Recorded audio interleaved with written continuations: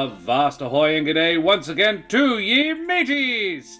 I be your flutteringly portentous and understatedly fabulous DM Josh the Pirate, and it brings me a powerful and nagging sense of anticipation to welcome you back to Corsair's Cove and the official start of my new season in my Humblewood world of Monsters and Magic! Season 4, what the fuck?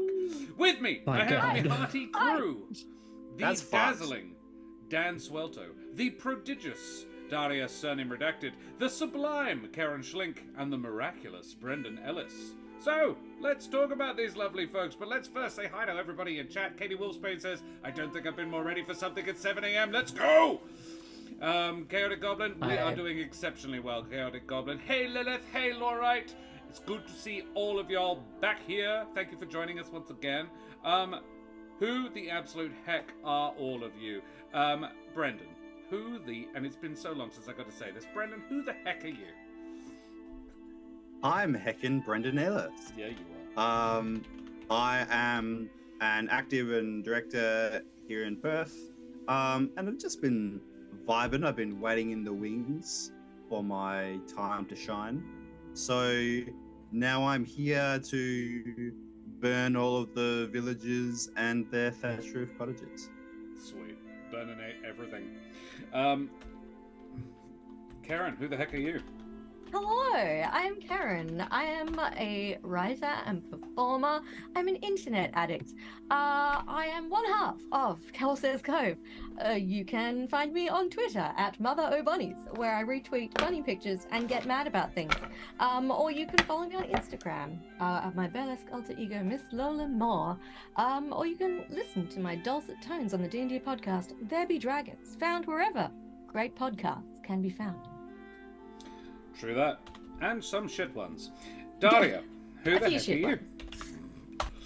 My name is Daria. I am an artist. You can find my art here in terms of like emotes and portraits for characters. I have also been waiting in the wings for Brendan's time to shine so I can stop it from happening. And that's about it. And Dan, you meet Space Boy. Who the heck are you? How are you? Hi. Who the heck are you? One question at a time. I'm Dan. Give me a number. In the beach space. Hey, dear Rabbit, the cyberspace. I have been waiting, not in the wings, because boy, was the last season basically just ended. I was waiting on stage for Brendan's time to shine, which is now. Because he's such a miraculous. I lost track of the adjectives already. I was trying to figure out whether they were synonyms, and I was like dazzling and miraculous. And now nice, wonderful. I think was what I went with. Prodigious, sublime, dazzling, miraculous. I had fabulous and portentous. Just nice words.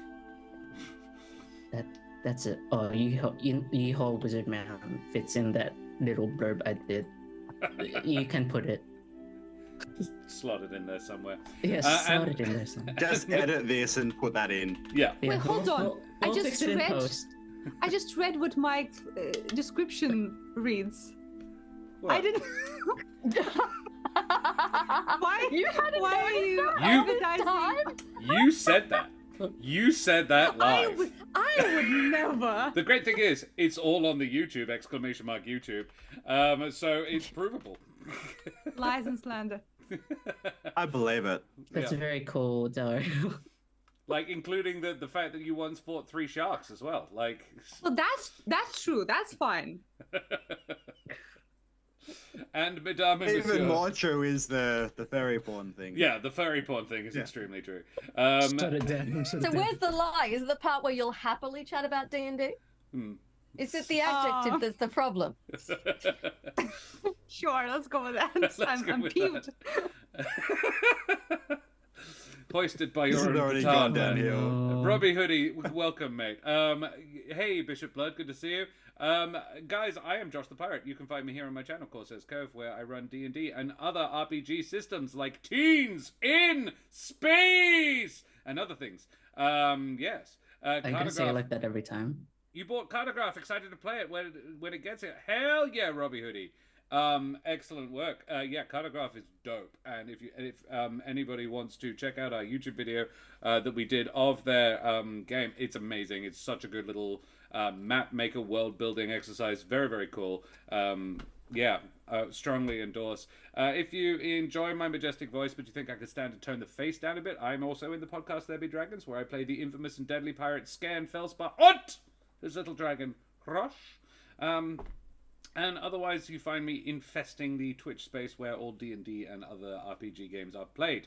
Karen and I have begun a new series of Karen and Josh Review, where we look at indie solo games and just indie games generally and play them through and then give them a non-numerical rating, because we don't do that. We just like stars. We just like, it's a good game, or it's not really for us, but we can see why it would be a good game, or now that was a bit crap. Don't worry, we haven't hit any of those yet. On Because Monday, numerical ratings are reductive. Yeah. You should also be warned, we talk a lot of crap about a lot of crap. we do. On Monday, we played Village Necromancer by the wonderful Small Town Creepy, and it was great fun as well. Yeah. Really, really cool. And it was a little great one. excuse to buy the most beautiful tarot cards. They are so pretty. Yeah, strong. Ooh. Very, very Oh, that's right. I was going to put a picture up in case anyone wanted their own. Yeah. But I'll remind me after the stream, Josh, to chuck a picture of Animal them. in case- Tarot. And I did not just buy it because it had a Little bunny bunny. rabbit on the front. A ton It of also board has games. beautiful art of many other animals. Hey, Sam Size. Good to see you, mate. Enjoy your lurk. Right, so I need to do other things. Karen, can you tell me about the Ukrainian people, please? Josh, I think I can. The Ukraine is a country in Eastern Europe. It's been having a little issue with the amount of Russians in it for the last year and a bit now, which haven't been going super well for anybody involved, if we're being brutally honest about the situation.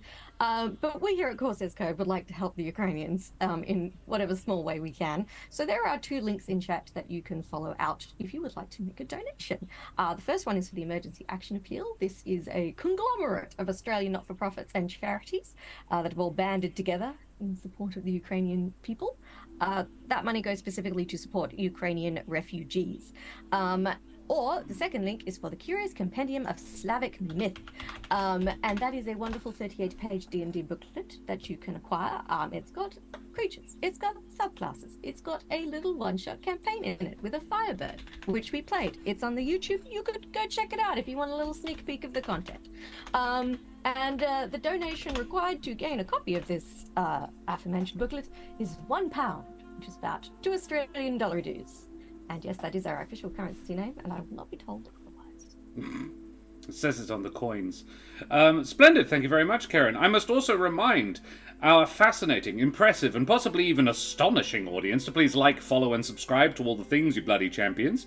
Robbie Hoodie says, my local game store loves me and my wife. I'm sure they do, yes.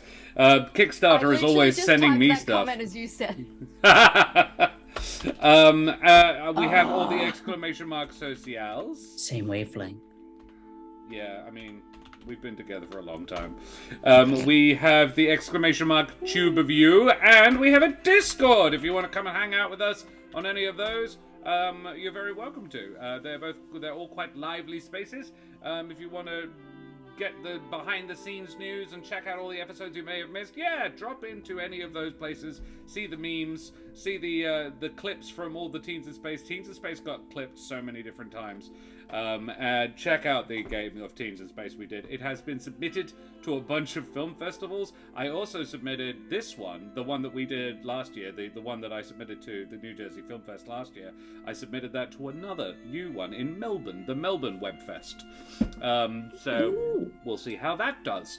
And then, yeah, I took the Teens in Space one and put that into this year's New Jersey Film Fest. And a few other bits and pieces, because I was extremely proud of how that one went. It was good fun. And Josh has been like infested with the spirit of productivity this week. It's really been quite fucking upsetting weird. when I come home and he's done all the things. I deliberately haven't picked up a new hyperfocus for 3 weeks. I've gotten so much done. My mental health is not great, but I have done so much. Now, what you may notice, the observant among you may notice... Clean. The house is very clean. Above you, in your top left-hand corners, you will see a little coin. That is a doubloon. It is your inspiration token. Technically, you all have one currently, because we hit 600 followers quite a while ago now. But, yeah, so you have that inspiration. Whether or not you had one before, you do now. Congratulations. Guys, what the absolute heck happened last time, at the end of last season? And then Karen can fill us in what happened to Kesh and Tavernish in that little liminal space that they inhabit. We fought my pretend wife. Well, okay, not that just pretend wife. There's bigger things. It's a god. Well, we know what was the highlight That's the for you. important part. Yeah, priorities, I guess. It's a god. It was Kren, the Vulcan god of mischief, like Loki type beat, right? Of trickery and No, being a wasn't dick. it?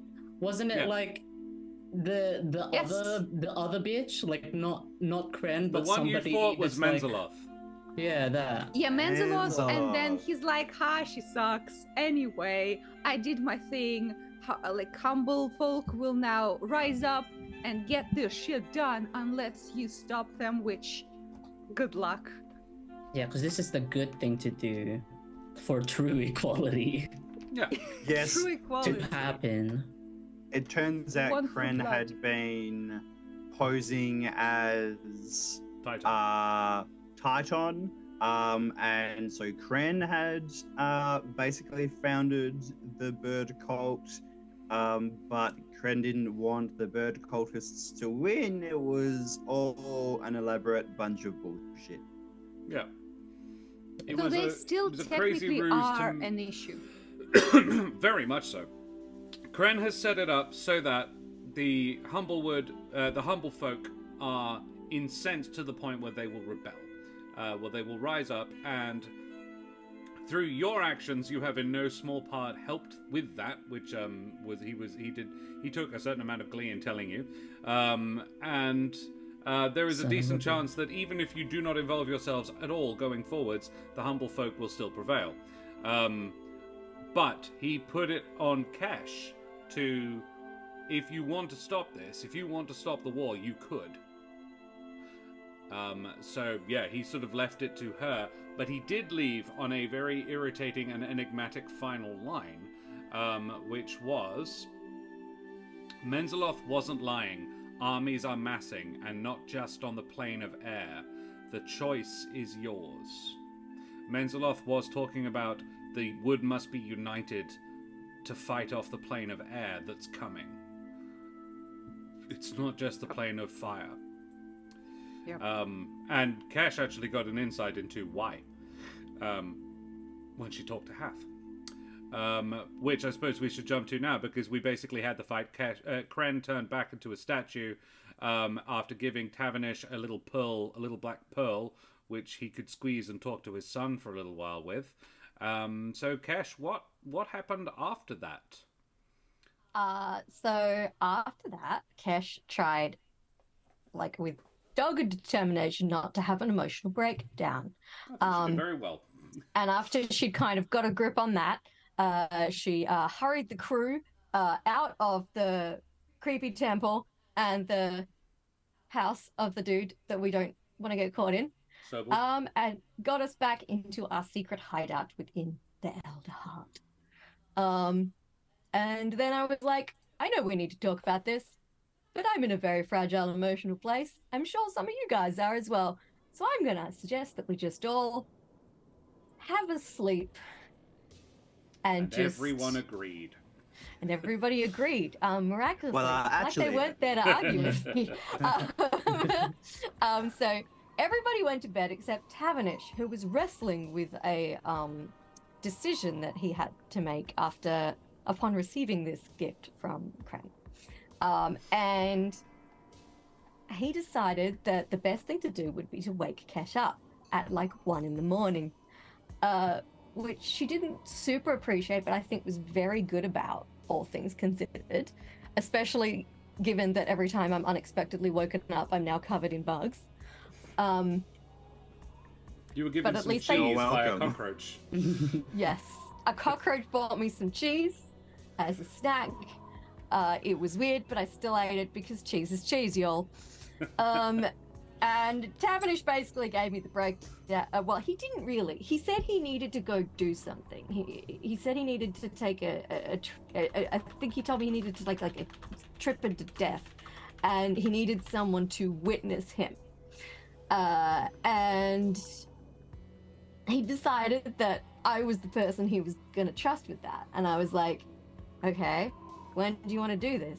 And he's like, sooner rather than later. And Kesh, being the, go-getter she is like, well, I'm already awake, so...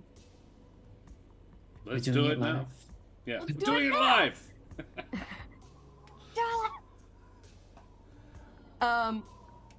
Unfortunately, Kesh didn't really ask too many questions before she said, well, let's just do it now. So she ended up hiking 3 hours to a village with Tavernish in the middle of the night, which turns out to be where he's from. So I have all the juicy backstory. There's a cute little house outside a cute little village, and there's a cute little grave for Tavernish's son, who died young from a horrible illness, and it was really Did you just super call duper it sad. grave cute? Well, Yeah, Pretty cute. ironically. It's Uh, French. it was sweet. You know? It's small. Yeah, Cute little village with a cute little Pocket size. Yeah, Yeah. for your And- convenience. Yeah. And so Tavernish takes me into his house, which clearly has not been cleaned in years. But he did make me breakfast, which was jolly nice of him. And then he kind of told me what was going on, to pass to the plane of death and say goodbye to his son. And that's what the little pearl does that he got given. It lets him go into death and say goodbye to his son, because he was away when his son died, and he has a lot of feelings about that. And he had to be honest with me about what he wanted to do for it to work. And I was like, oh, okay, cool. And then he's like, and since you're watching and you kind of will come with, you have to be honest. And I'm like, I do? Oh, this is awkward. So I gave the abbreviated version of the emotional turmoil Kesh is wrestling with, which basically boiled down to, I want some clarity on all the really upsetting shit a god just said to me. Which is a hell of a sentence.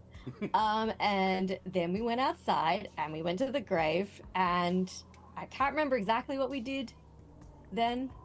I think we held the pearl. Yeah. Yeah. You sort of I had a- squeezed it over the Yeah, grave it's- and went. Yep. Yeah, and then we flumped into death. And death, as it turns out, is a kind of messed up version of where you are in the living world. So we were in a messed up version of Tavernish's home. And his son's bedroom was just out in the meadow, but almost it wasn't at the same time. It was a bit trippy. So Tavernish goes to talk to his son, which he was a little worried about because he's worried his son was going to be angry at him, which he totally wasn't. He was just like, oh my god, Dad, I'm so glad to see you. And Tavernish had brought his book of stories that he used to make up to tell his son.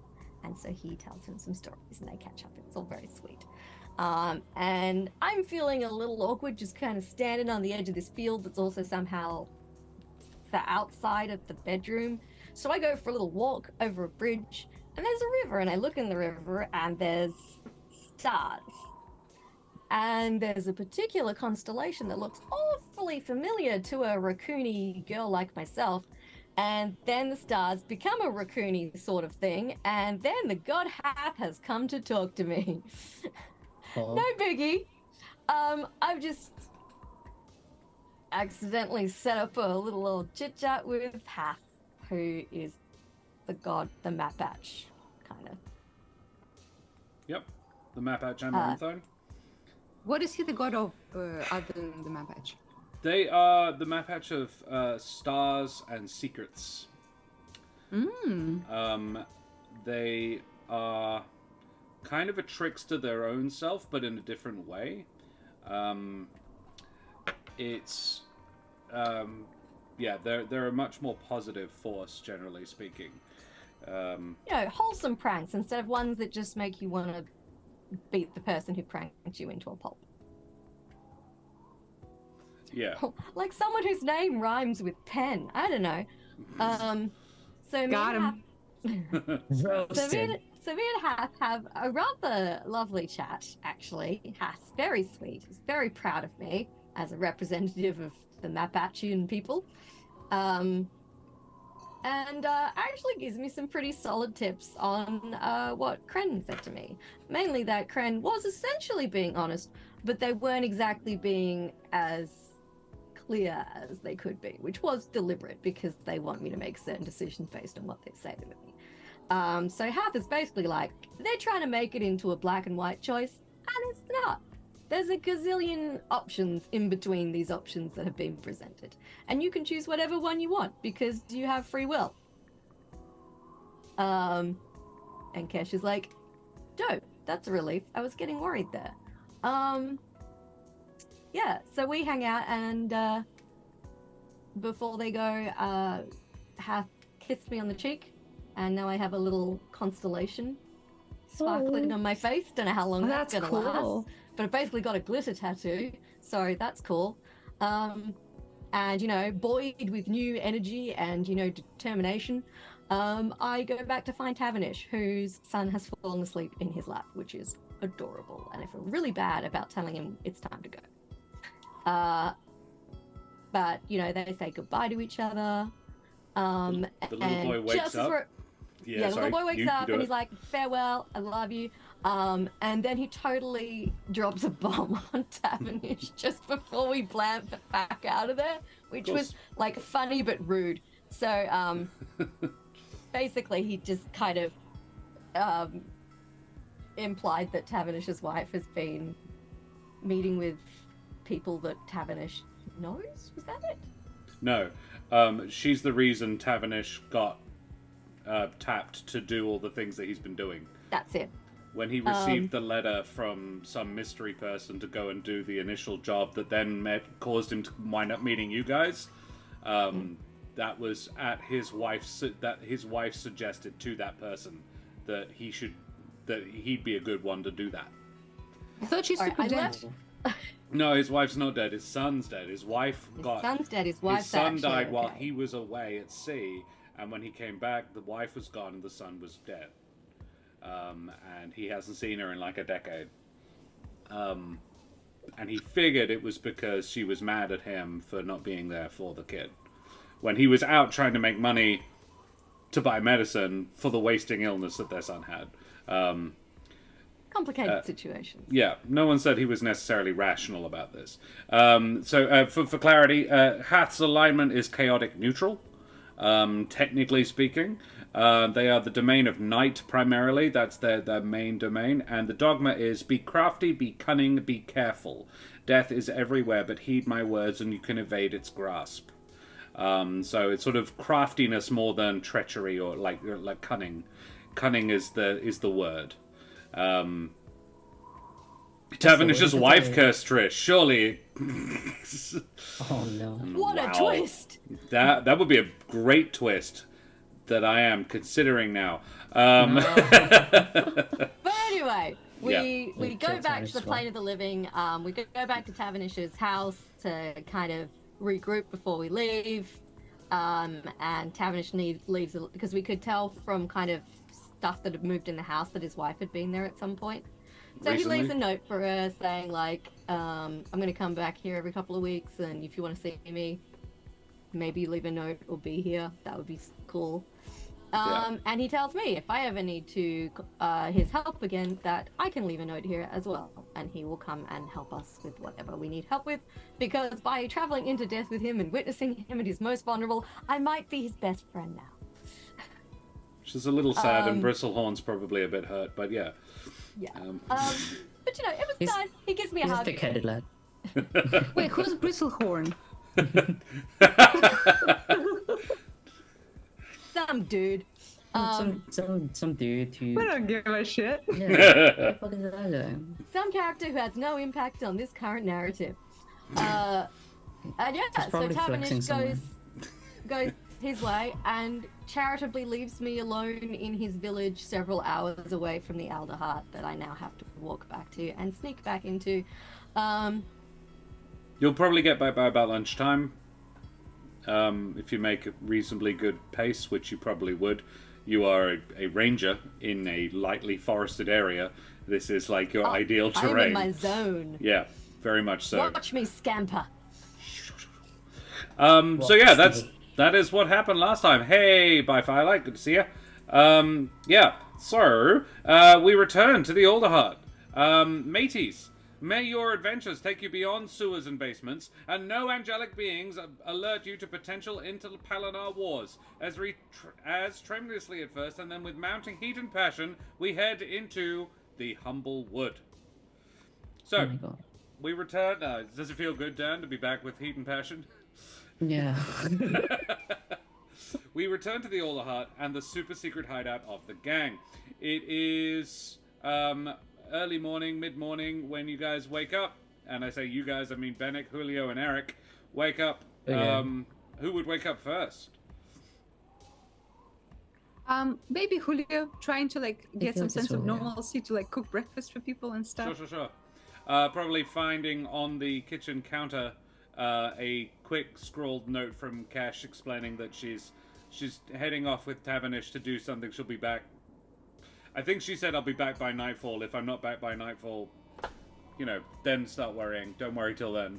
I And think I Tavernish gave them definitely kill me. Yeah. I think I gave them permission to panic if I wasn't back by nightfall. Yeah. Okay. Okay. Waiting on the panic. So you are, it is, you have returned after a challenging and fraud investigation of the home and basement of the newly elected Council Speaker Sobel, finding more than they would probably have anticipated. After conversing with a living deity and a deceased angel, the gang returned to their hideout via the sewer system, thereby avoiding any detection by Sobel's guards. Question. Yes. We are currently waking up in the Elder Heart hideout, right? Yes. Can you remind me what the situation with other people in the hideout? Did we There get is, everyone out? Or... as I recall, there is a squad of Wildwood Brigadiers in there with you. You've got a gang of about 10 soldiers with you, whose job it is to be security for the hideout more than anything else. The hideout is also the secret way for the brigade to get in and out of the tree. So they are there primarily to be the guards of your base of operations. Also, the artificer lady? She is also there, I believe. Yes. Gabrielle. Gabby. Gabby. Yeah. Gabby and Eric's kind of sort of ex-boyfriend is also there? No, Havel did not stay. Havel went. Havel went. Okay, Havel so we went have to the Gabby. crest. I'm There is so assuming you many mean that. Something. There is a lot to unpack in that. Most of it inaccurate. I was like, I feel like I Am would I the only one remember who that. thought there's something there? There was definitely something there, maybe. Havel was I don't know what definitely you're talking about. giving him some signs, but it wasn't. It was a testing the Eric water was sort of heartbroken situation. over Yeah. our pirate himbo. Yeah. Yeah. Okay, Yes. so we have Gabby. We have. Am I reading you, Brendan? Mm, We have yes, Gabby, He's so we have- seen. He's so seen. Yeah, we have the squad, and also, am I remembering correctly? There's the kid sergeant boy who is in the cult. No, he left, but I think the plan was that he would get beaten up. Yes, and come Captain. back. Yeah, and then like infiltrate. Yeah. Yeah. He Yes, defects, so- but he's not going to do that yet. He's going to do it in a couple of days. Okay, so we don't have any like knowledge of that because like Julio what he would do in the morning is cook breakfast, and he's kind of like in a very active mode, trying to like get all the bits together and trying to see like what happened while we were away. Did we get any information from the faraway fort? That sort of stuff. Sure. One of the guardsmen would say nothing new on the horizon, sir. He would actually refer to you as sir. There would be I think, technically speaking, you are now in the Wildwood Brigade. Sort of, technically a bit. Honorary. Honorary, I would definitely. guess- definitely consider Left you honorary pinky. members. Yeah. Yeah. And given that you are a member of Kesh's inner circle, it accords you as the respect of a junior officer. In that case, Julio will to try and test the waters of this newfound authority because he never had any. He was always the grunt doing the other stuff. Yeah. So he's the first mate on a ship of two. Yeah. Yeah, exactly. First he was under the bad pirate man. Yeah. Then he was helping in the shop, his friend, right? Yeah. Then he went off with Arthur and was just there. That went so well. Yeah. So well, yeah. So now that he has authority, he's like, okay, well, what would you say about our current situation? What is your take, my good sir? And please don't mince words. This will stay between us.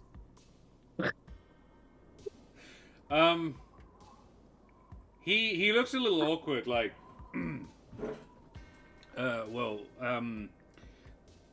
I think we're in a pretty good spot thus far. The entrances are all secure. The tender's sorted that. There's been the young miss rigged up some ways to open and close them without having to actually do the magic. So it's all pretty secure now. There's a lot of talk around the city. I've heard none of us have left, but we're at the entrances. We can hear bits of conversation as we go by. There's the criers are up in the market spreading news about an election. Election. See. Also, I'm trying to find Julio's voice after 4 months. Give me a bit. And what kind of election? Well, the way I hear it, yeah. Not for the speaker. Mr. Sobel, sir, has taken the speaker role for himself, presumably put there by the rest of the council, but 3 of the council members have gone missing. How did that happen, sir? I don't know. But there's going to be new elections for him to replace them because they've been kidnapped or something. Okay. I like you. I'm not going to ask your name because I'm nice like that, but I like you. What's your favorite dish? Holdsworth. Soldier. Boom. Okay. Sure. What's your favorite dish, soldier? Dish? For breakfast or just generally? Generally. Oh. Bubble and squeak, like my mum used to make. The fuck is that? Bubble and squeak? Yeah. Karen? No explanation needed. We all know what that is. I'm trying to remember Bubble exactly what it is, but Bubble and it's... squeak is a British food item. It's essentially a hash brown, but it's got extra stuff in it. So it's like a hash brown with veggies in it. Oh, so it's like a hash brown, but worse. Okay, you got it, boy. Coldsworth? Holdsworth. Oldsworth. Yes, Absalom Dak is correct. It's traditionally spuds and cabbage, but these days you put your leftover veg in with the mashed potatoes, and you fry that shit up. It's delicious. Okay, Yeah, so I'm it's potatoes, cabbage mixed good to together know. and fried. And save us. Yeah, I shall cook you your crime of a hash brown at a later date. Thank you. It's only disgusting if it's done wrong, thank you. Yeah, no, enough oil, anything's palatable. And there's, I googled it. And I'm like, I remember it being delicious. And yeah, a runny boiled egg on top. Yes. And Can you say sprinkled the name cheese. again? Boil and squeaky? Bubble and squeak. Bubble and squeak. Okay, that sounds I so made considered up. saying toad in the hole, but there's no such thing. I thought as it was toad, made up so- too. Yeah. They're real. High five. The British have an interesting naming convention for it's a peasant dish. Isn't it yeah. canonic?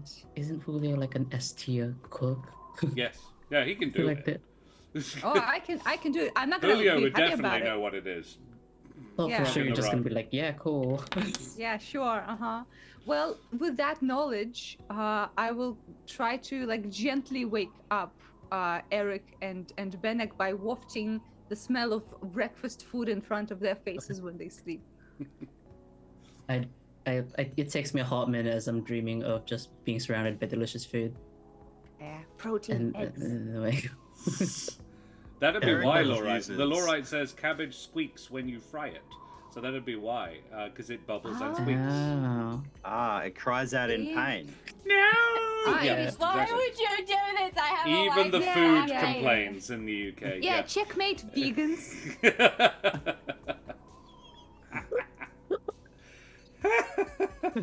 I'm sorry, I didn't mean that. No, Toad in the hole, much healthier. Well, there go all our vegan viewers, Daria. I hope you're happy. We are apolitical here at Corsair's Cove. Yeah, we'll insult anybody's culinary choices. Favorite Julio right there, baby. Alright, so you waft Bennick awake. Yeah, and Eric. No, nah. Eric No. is staying in bed. Okay, I'm awake. Does he just Yeah, Bennick, so- rolls over, goes back to sleep? Yeah, Kesh is away for a day, so we What? have a bit of time. I don't know for what. Oh. I guess we could snoop around. Oh, we could. Eric is moping a little bit, so maybe we should leave him be for a bit.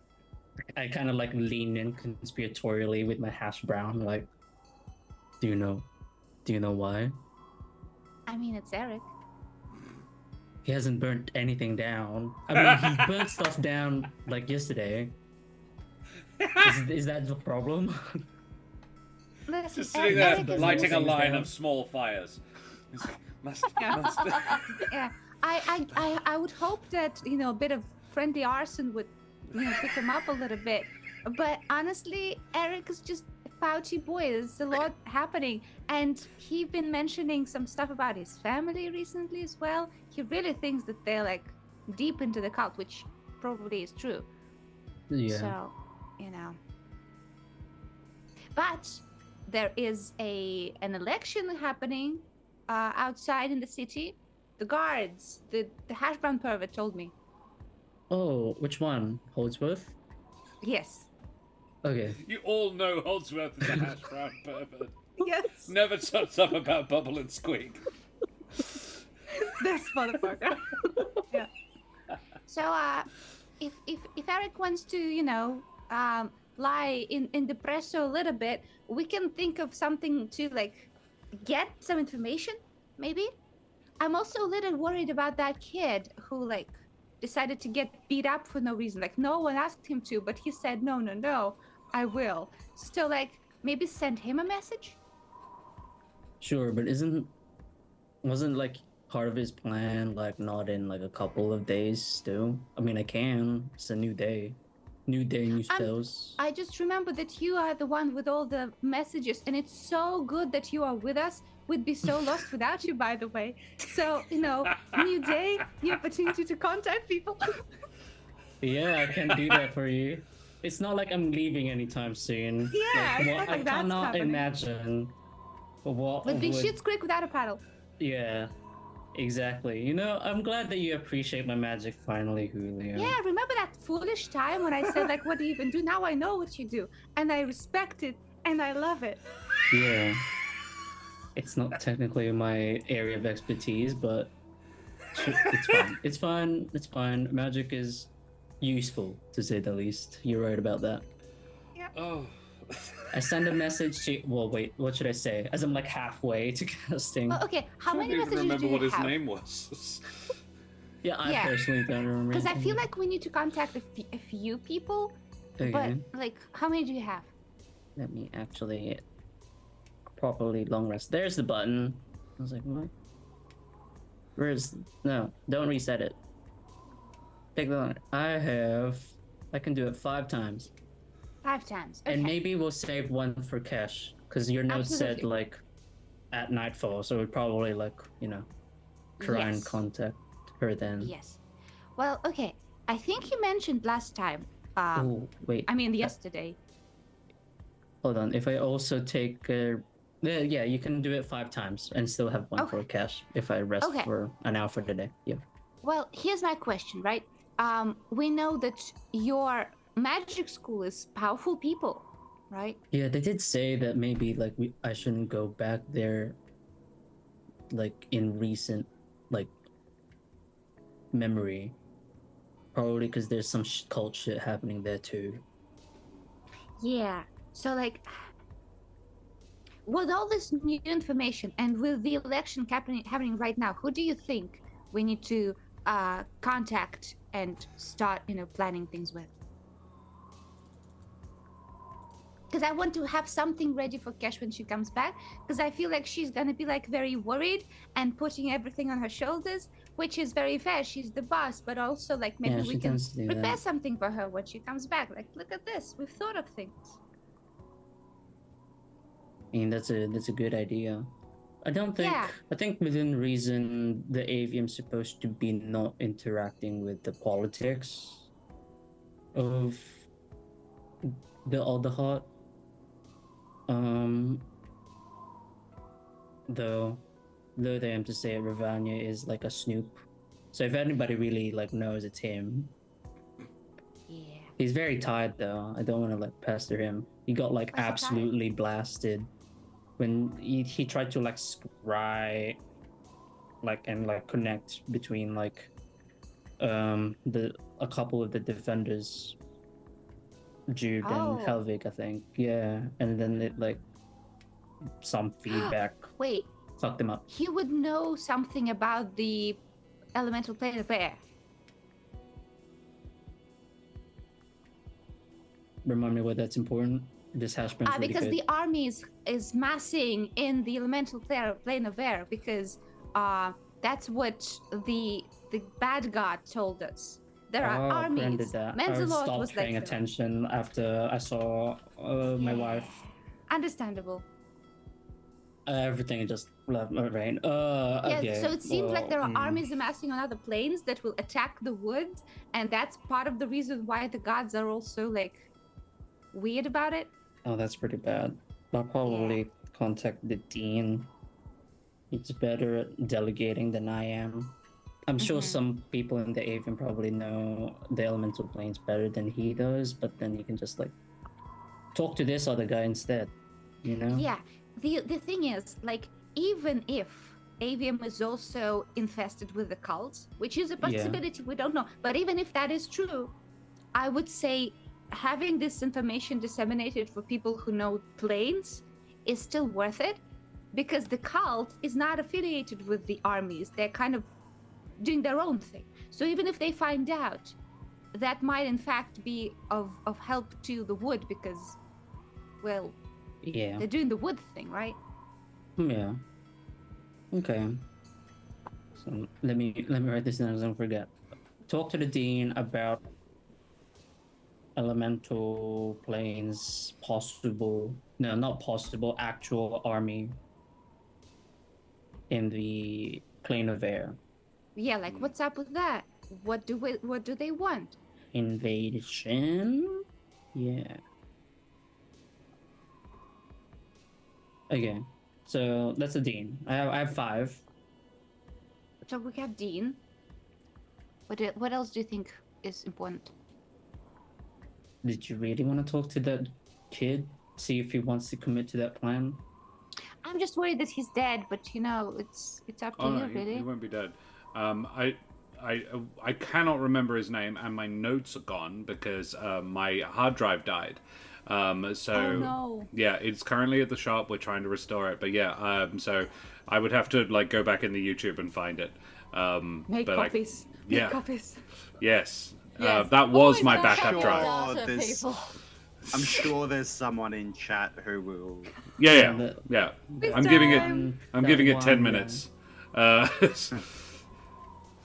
so we know that he's Eric- quite fine, right? Eric is going to come out and just say, General Sheridan, maybe she would want to know that everything has been manipulated by an Amaranthine. Yeah, that's gonna be such a rich sending spell. Yeah. we need to emphasize to her that the Amaranthine's plan is all-out war, and we don't want that, right? Like, we want to stop it. Right? Yeah. That'd be nice. Like, Not to have a obviously, war? it sucks for humble folk to get, like, oppressed like that, but that's not the way to go. Yeah. There's no way to go. I feel like, I don't know, I'm no politician, but I feel like that's not the way to go to do that shit. Yeah, that kind of has a bad vibe. Yeah. How are you, Eric? Yeah. Whether we like it or not, it's already happening. That's not what I'm asking. How are you? Well, I just found out that the conspiracy that was recently uncovered that I've been spending all of my emotional and mental energy towards defeating actually is a small speck in a much larger conspiracy which has been perpetrated by an Amaranthine, and that we have the entire time been playing exactly into its hands. So I'm feeling pretty great. Inside I don't think check. he's feeling great. Yeah. We're like, feel like he's- what do you think? I sense deception. Oh, that's Benek good, does not. 'cause I'm feeling the same thing. Yeah, sounds I'm legit. also feeling great. Hey, Amy. Good job. Okay. Well, Friendly um, shoulder punch. Like, yeah, Ow. let's go, dude. okay. Uh, Well, Where's Kesh? she left a note. Her and Tavernish are like away on a one-day expedition. She'll be back in the evening unless she's dead. It specifically says we're allowed to panic, I think, if she's not there now. Yes, I'm storing my panic for the evening. Right now, I'm kind of actually on the upswing of activity. We're trying to find all the people we need to contact who need to know about the elemental airplane and all the like war stuff. Yeah. Okay, well, I will try to temper my heightened emotional state and help you with that. Okay, well, Eric, Benek looks like- around confused. He felt like he missed the ball somewhere, but he still doesn't know where he missed it. Eric, this is tough, but I feel like Kesh needs us, and you know, we can't really give in into depression right now, right? We need to do something good. Yes. No high five. Okay, probably not. So, who else? Okay, hold on. Maybe this might take me more than one sending spell per person in case the general wants like a follow-up or something. I assume that the dean's just gonna be like, okay, I'll get right on it. Also, I'm a wizard. I can freely cast sending back to you. Why am I That'd be carrying the bag the whole nice. time? It'd be good. I'm not salty. I'm salty vicariously because apparently, like, we fucked up the math doing teleportation. Sucked. Okay, I'm gonna call the dean first. While you're thinking about who might we call after. I have another idea. Do Okay. you want to do the call first? No, just shoot the idea now while it's fresh in your mind. Havel, Okay. at the very least, to warn him and the tenders about the threat of planar incursions. Yeah, They're still on the road to the fort, right? probably be another day. There As should far as be, we know. But That is there. if anyone other than the avium would have an insight into the other planes, it would be the tenders. Okay. I'll start with those three in case I have to reply. There is I have to do also, I can't remember the name, but the fellow who sent you the letter prompting us to check out the prison in the first place. Oh. Oh god. Wait, I had it. Evil and then it was guy. Crawl. Like, crawl, there we go. Crawl, yeah. Crawl. Kral. Yeah. He seems to have a horse in the. I mean, Where he is seems he, to do you have know? a giant caterpillar in this race. He's in Nice. He's in. I don't think it's a secret. I think I can say he's in like a harvest site mine. Like him and his people are near a harvest site mine. And that's how we got the thing. Yeah. A beetle buggy, actually, Bishop Blood, not the other way around. Beetle buggy. But they're trying to like start fresh, sort of. Okay. Anyway. A little bit, but he is still working for Benna. Yeah. You do know that. Yeah. Yeah, I can remember the other three, like, junior officers that Kesh had, but I can't remember the name of the kid. The kid. It's okay. It's Right. okay. I feel like it He'll was be fine. something short and sweet. It was like Yeah. Steven or Steven. Greg or Oh, something. can we contact Bob, the smith? Bob the Luna? Bob? like- No. Mark? The guy that we summoned. Mark, yeah. Mark, not Bob. Mark. Yeah. Just for funsies. Mark's heading to the crest. Oh, right. Yes. Hold on. We'll do business first. Yeah. Business first. Pleasure with Mark later. Pleasure with Mark later. See you soon, Amy. Hey, Dean.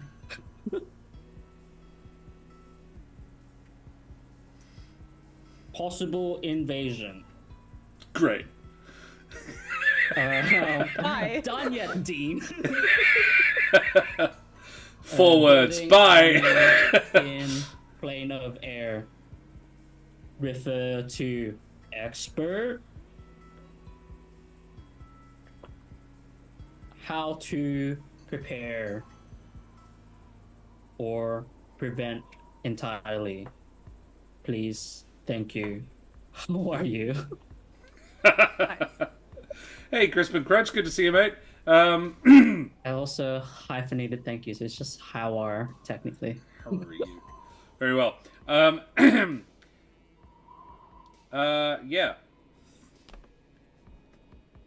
And I imagine him sitting at his desk marking papers.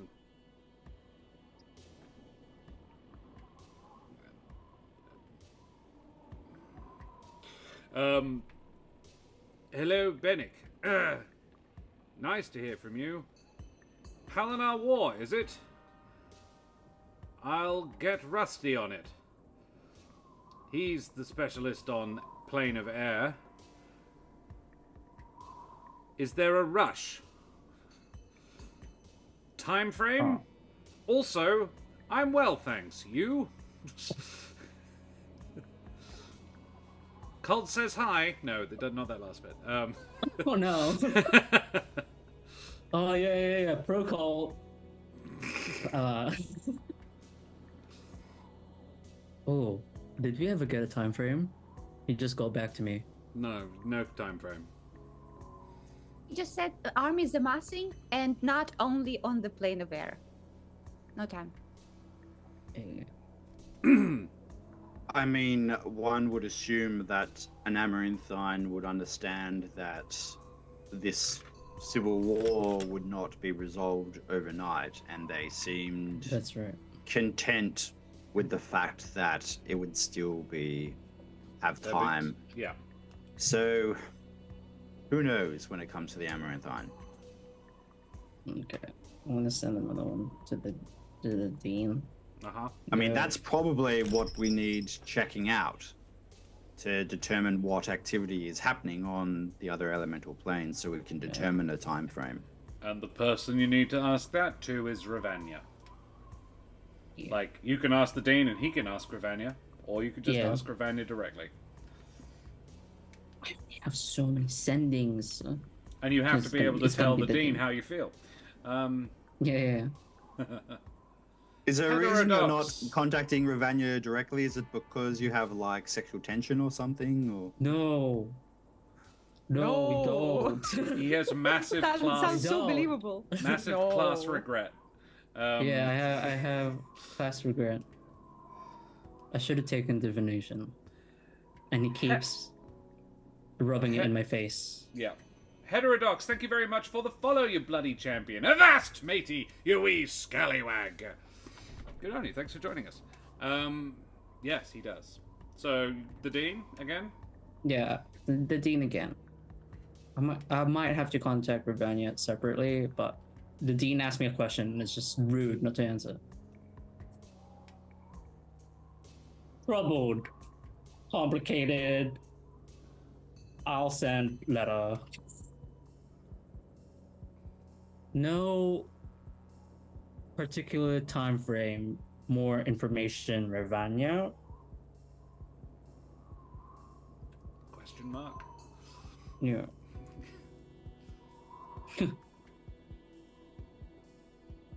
What else?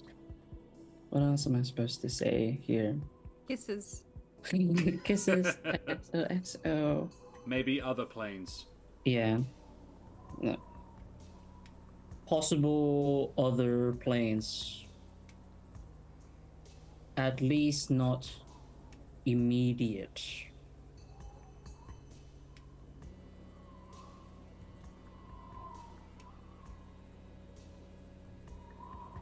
Please investigate.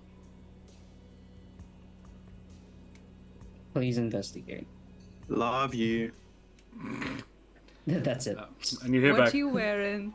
Will What you do. wearing? Are I'll you get pooping? Ravania on it. My academic robes.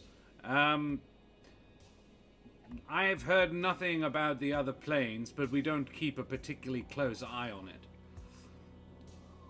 He'll be in touch. There you go. Alright, that's done.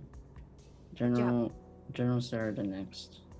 I have a proposition or a message. Go for it. Do you have it typed up for me? Yes, but I feel like in this medium that probably wouldn't be very fun, but here, I wrote it. You can read this. Thank you Or so I can much. dictate it. Did you for count you. it? I'm only allowed 25 words. I did count it. I was going to say it out Alright. loud so you could like workshop it with me, but that's What do you fine. mean? Glad. You did you? I'll give this back. Did you want to workshop it with me? No, It's fine. I trust myself. Okay, give I'm the gonna note read this back to you. blindly. I'm not even gonna look at it until I cast the spell. Let's I go. almost want to hear Eric's impression of Bennick. Sending cold read. I cast sending to General Saradin. Oh god. Did it include the first two words? Do you want me to read it in that impression as I do. Bennick is Can sending I it? like wiretap Eric to Rennick Saradin? Okay, this is Eric's voice. Okay.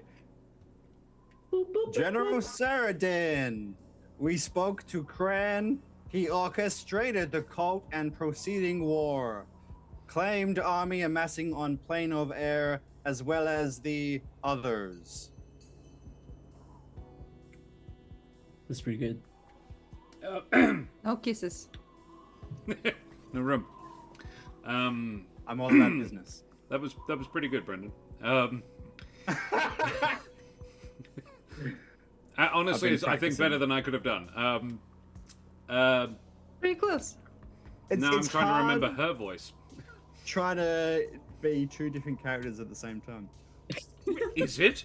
I have no experience of this. What? Get good, scrub. Who is it you want to talk to next? General Saradin, please. Yeah, okay. Saradin.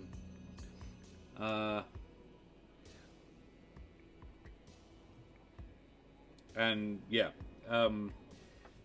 You hear back, Bennick. Oh.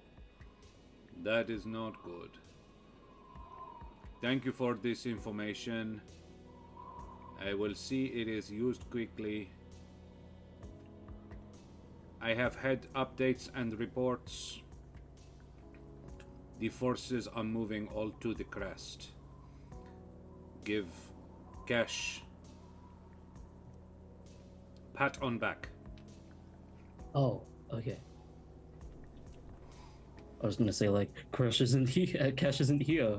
I'm gonna deal with it. It's fine. Give her the Apparently- phone. Yeah. It's like give her the phone. Hello. Let's have Karen do Eric Bennick impression. It's like Yes, Reddit. everyone does one. That's why he. Never mind. Like, I think all their forces are moving to the crest, which is good.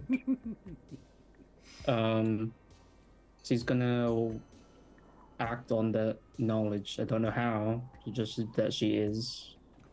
And also to pat Kesh on the back. I mean, she is doing a good job. Let's be real. Yes.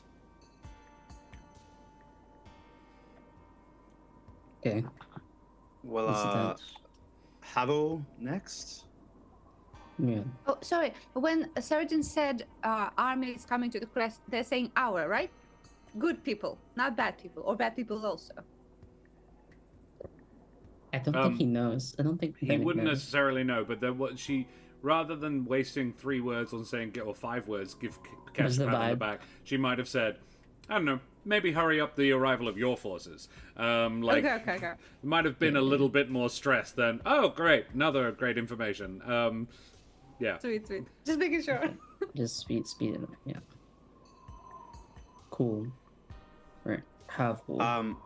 Yes, and I feel like you could use exactly the same message, except obviously replace General Sheridan with Havel.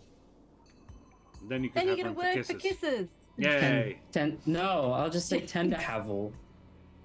Yes, Oh, great. Or And that. then we don't Can need to I be worry Bennett about. this time? So you want Sure. okay. You absolutely can. Sure, I will try and wiretap Julio to Havel. I'm flexing.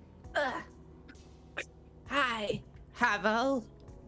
We spoke to Kren. He orchestrated the cult and preceding war. Claimed the army amassing on plane of air as well as the others, bro. There's no bro. It's 25. Bruh is like You an said exclamation buy point. it and It's suck. not. You hyphenated others and bro to be others bro. Yeah. Bro. Yeah. Bro. I feel like the bro was just for us. Yeah. Yeah. Yeah. Yeah. Do I So say it doesn't bro? really count as a word. It's more of an exclamation point. It's like an Australian saying "fuck." Bergen Theatre doing Pride and Prejudice in Northbridge. Ooh, cool. Ooh. Let's go. When are we doing Pride and Prejudice? You promised me.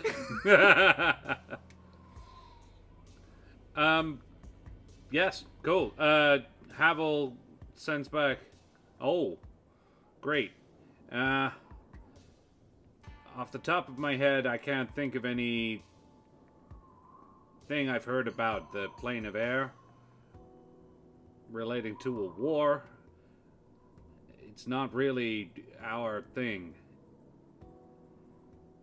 We're still fine, though. Say hi to Eric. Let's say all of that. Including the say hi to Eric part, literally. Yeah. Do I say bro? All the I time. mean, you look Yeah. like you say bruh. Okay, I'll take that. I The feel bra like is implied. Yeah. yeah, I think you is just subtle, radiate but there. bra energy. It's like Julio whenever they dress up. The bra is implied. Ah, I see what you Correct, did there. correct. Nice. Yeah.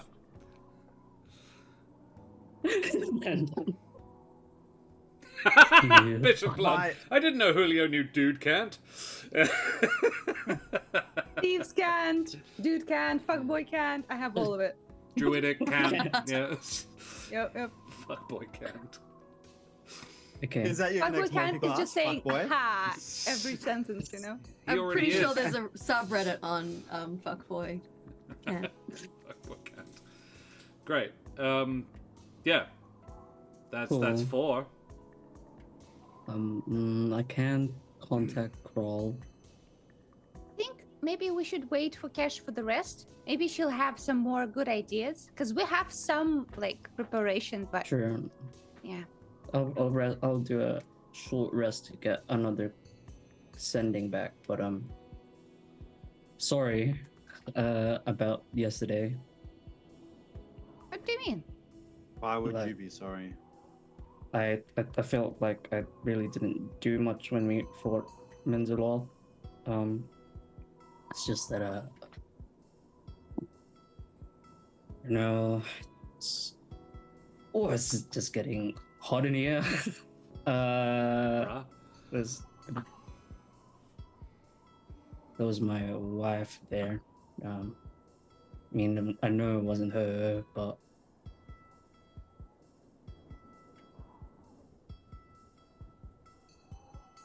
I noticed you protecting us. It was tough, probably, and it's understandable why you had needed time to understand what's going on. But you did very well. Without your magic, we'd be done for. And listen, Eric kind of almost fucked me there and didn't even apologize. So, like, you are completely fine. oh, okay. Yeah. We should talk about that. bruh. Yeah. I don't know. Do you think it's weird that you might forget them? I don't know. Maybe I'm just talking out loud. What do you mean, forget them? Like their face. I haven't seen her in forever. Well, it feels like it anyway. I just wanted to stupid.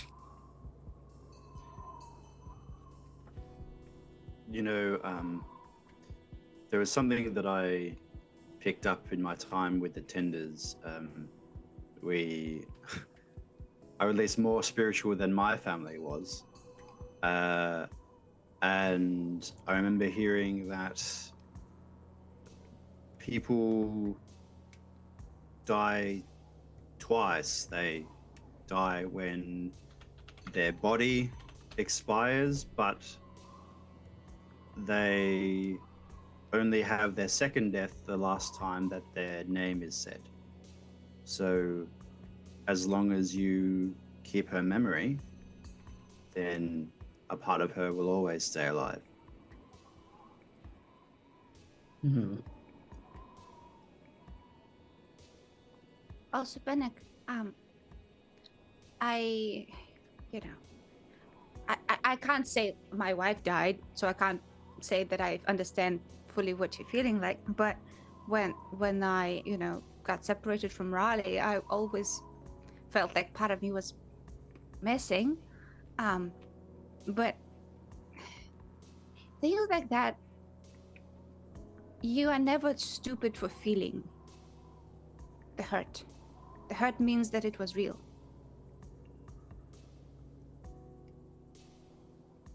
Okay. Yeah. Thanks.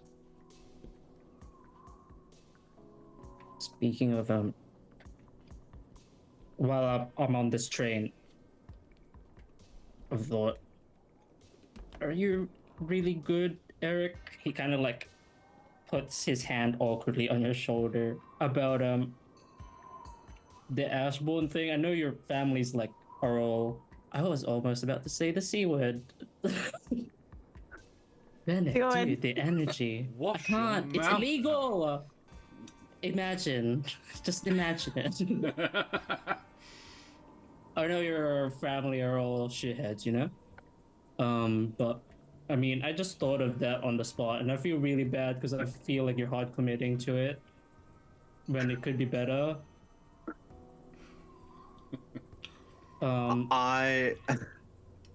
I like Ashbourne it feels appropriate for me personally.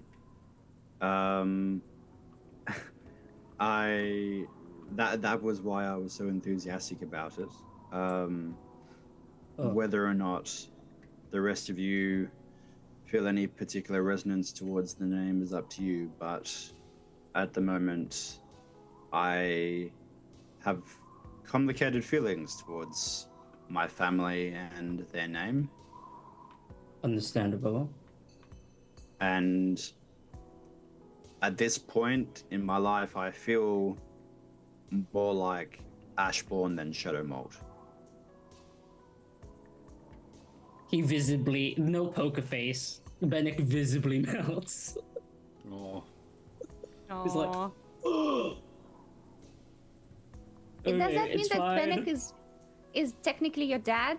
I tried, I thought that, and then I just erased it from my brain, and now that you said that, it's back. I don't think, no. I feel like we're closer to brothers than anything. No, yes, it's more like like cousins maybe, although no, Greeky is kind of a douche.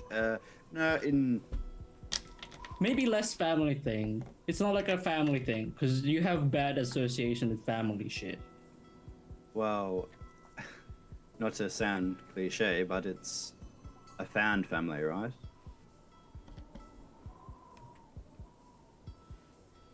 He takes a while to process that. They're like, I mean, I guess. yeah. I And mean, if you're fine with that. and I feel that way about all of you. I can't fail to notice, but that this is just like three dudes talking about feelings. Yeah. It's pretty neat. I'm gonna look outside and being like, nobody's spying on us doing wholesome shit. No, Kren is like looking from. the Where sky, are like, you? What the fuck are they doing? Are you in the? Heart, you better not be listening. Are you in the tree? Are you? Sorry, are you in We're the temple? hideout. Or are you in We're the- in the Little hidey shrine. You in the shrine? Yeah. Because you never officially moved out of the bedroom. Like, Eric rolled over and started having this conversation, and no one ever really. I assumed you were in the shrine. I Yeah. feel like we Thinking moved place. through several rooms during Yeah. the course of this Yeah. conversation. The shrine isn't as much of a thoroughfare as the lot of the rest of it. So yeah, if you wanted privacy, that's probably a better place to go. Even though it's like a large communal space, it's not super used right now, and it's daytime. All of the brigadiers are going about their business or sleeping. So yeah, you don't get interrupted whilst having this conversation. So the only one that might be listening is the tree itself, which is sort of the point of this room. That's What a pervert. It's okay. Tree's also a bro. That's fine. Our big bro. right. Yeah, Probably like, Brocant. you doing that. It's all the prayers are in Brocant. Yeah. So you start with sub, dude. So be chill about it. But I have some like, life problems. No cap. No cap, for real, for real. I don't like how language has passed me by. I just want a sending message to start with you up. You up? What you doing? How without me? that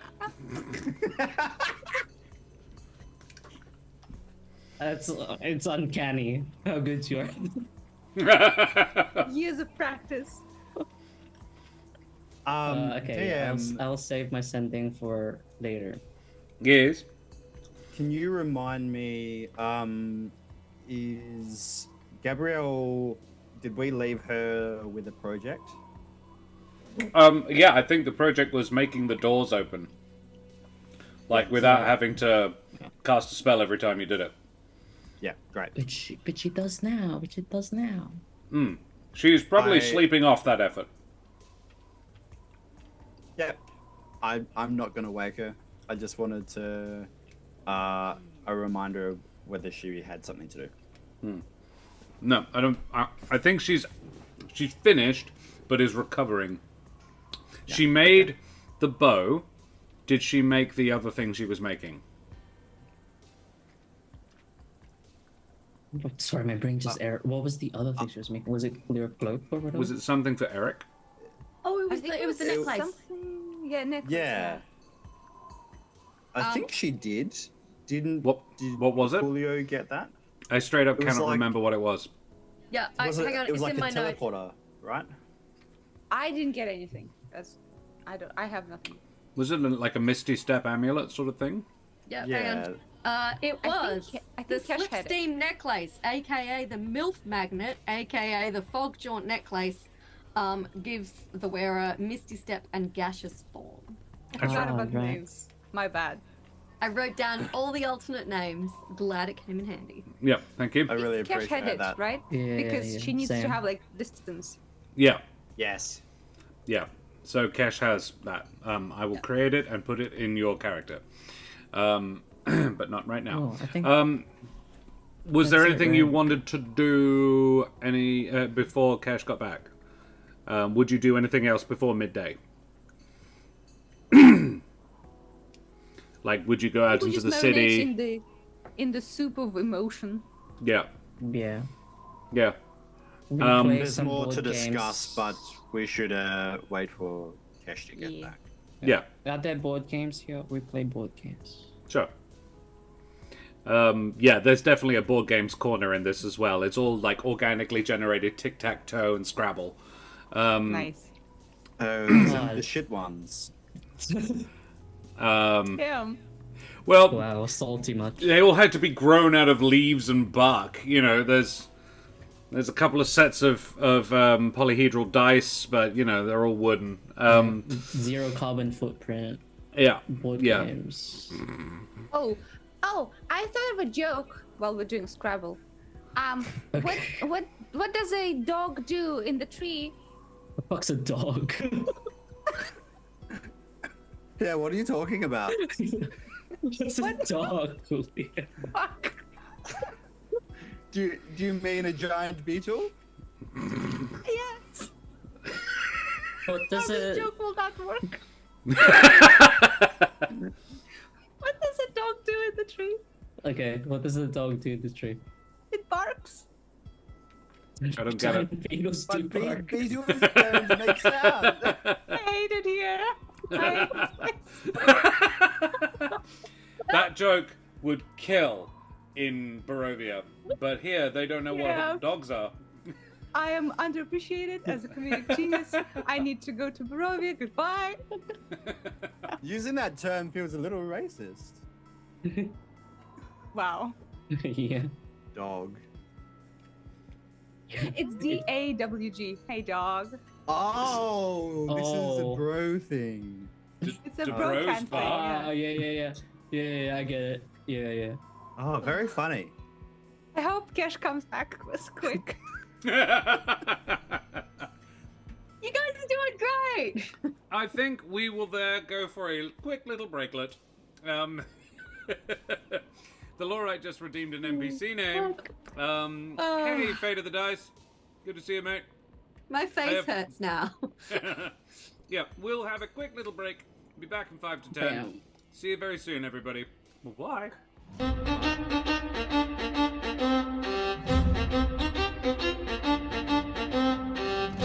Avast and ahoy, mateys. Welcome back to more Humblewood. It's so nice to be able to say that with a jolly voice. So, yeah, we are back in the wood. Kesh has just walked up the really tall staircase to get up to the super secret hideout, has come through up from below in the new tunnel that the tenders made in the outside bark of the tree, and comes in upon the boys that she left behind having a deep and meaningful, and telling Playing Scrabble. talking about their feelings and playing Scrabble apparently. Saying bra a lot. Monopoly was also an option, but no one did that. They wouldn't be having a heart-to-heart if they were playing Monopoly. They'd all No, be slapping the no. shit out of No, each it's other. like Monopoly, but we're planting trees. That's lovely. Oh, Plantopoly. eco-Monopoly, where you have to try and create the most environmentally friendly world. But with the same amount of aggression. Yes. Yeah, Yes. same You have amount. to Yeah. you have to create the most oxygen to then sell it to people in a war-torn world. Yeah. That is not at all bad. Yes, it's Mad very good. Maxopoly. Yeah. Well, we know how Yeah. Brendan's planning to make it through the climate wars.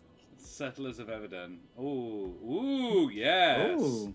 Settlers of Everden. I like that. Eric's strategy just involves fire. Stop doing fire strategy on the board all the time. Yes. Eric I playing like Scrabble, it's all Elementicide, like fire, personally. elemental. Eric always wins Eco Monopoly because he just burns everyone else's forests to the ground. Mm. It's a He's neat strategy. He's a tender. He knows what to do. Yeah. And all in the name of like making the trees grow back better next time. So, Kesh, you come in on this. You've just had something of a morning. The boys have had something of a morning too, but nowhere near as much of a morning as you've had. What are you doing, Afternoon, Zach? everyone. Oh, You're not dead. hey. No, I hope no one prematurely panicked. I am. No. We were ordered So, not to panic. Yeah, what happened and where's Tavernish? Okay. Is there like a jug of water or some sort of beverage? Yeah, there's in a this snack room? bar, so bring there's snacks. probably a jug of water, yeah. Mhm. Okay, cool. I get myself a drink, I get some snacks, I come, I sit down, I kick my shoes off, and I'm like, okay, Oh boy, it's gonna be big, isn't it? well. So you know how Kren gave Tavernish a gift in the temple? Yes. Turns out that little thingy lets him go into death so he can say goodbye to his son that died while Tavernish was away. Like he died. Into death. Yes. You mean the plane of death? The Yeah. plane of death. The plane of death. I did not actually Oh. die. I just visited the plane of death with Tavernish because you need a witness to make the spell work. So someone had to go with him. And he asked me, and since I wasn't doing anything else, since he'd woken me up, I Oh. decided we should do it straight away. So I've had like Sounds like a bit of a contrivance for the plot, but okay, go ahead. Wow. No idea what you're talking What about. plot? I've walked for about 7 hours and I've had 2 hours of sleep. And I also got to go into the plane of death and talk to another god. That's like 2 in a day. How was We it? don't- So, the good news is, in agreeing to a impromptu and slightly harebrained scheme to go to the plane of death, I was able to have a conversation with Hath. Wait, Who- you've got something on your cheek. Oh, yes. Glitter. Turns out if Hath kisses you on the cheek, you get a little sparkly thing. Did I you don't- consummate with Hath? No, You I did. harlot. You don't need to be so defensive about it. I did not fool around with a god. We had a very serious conversation about the future. Very Okay. serious smooches, I see. If you're talking about the future, it must be serious.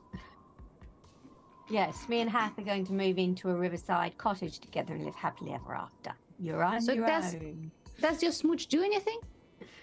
I don't. Does it shoot lasers? Ah. Cheek lasers. Does now.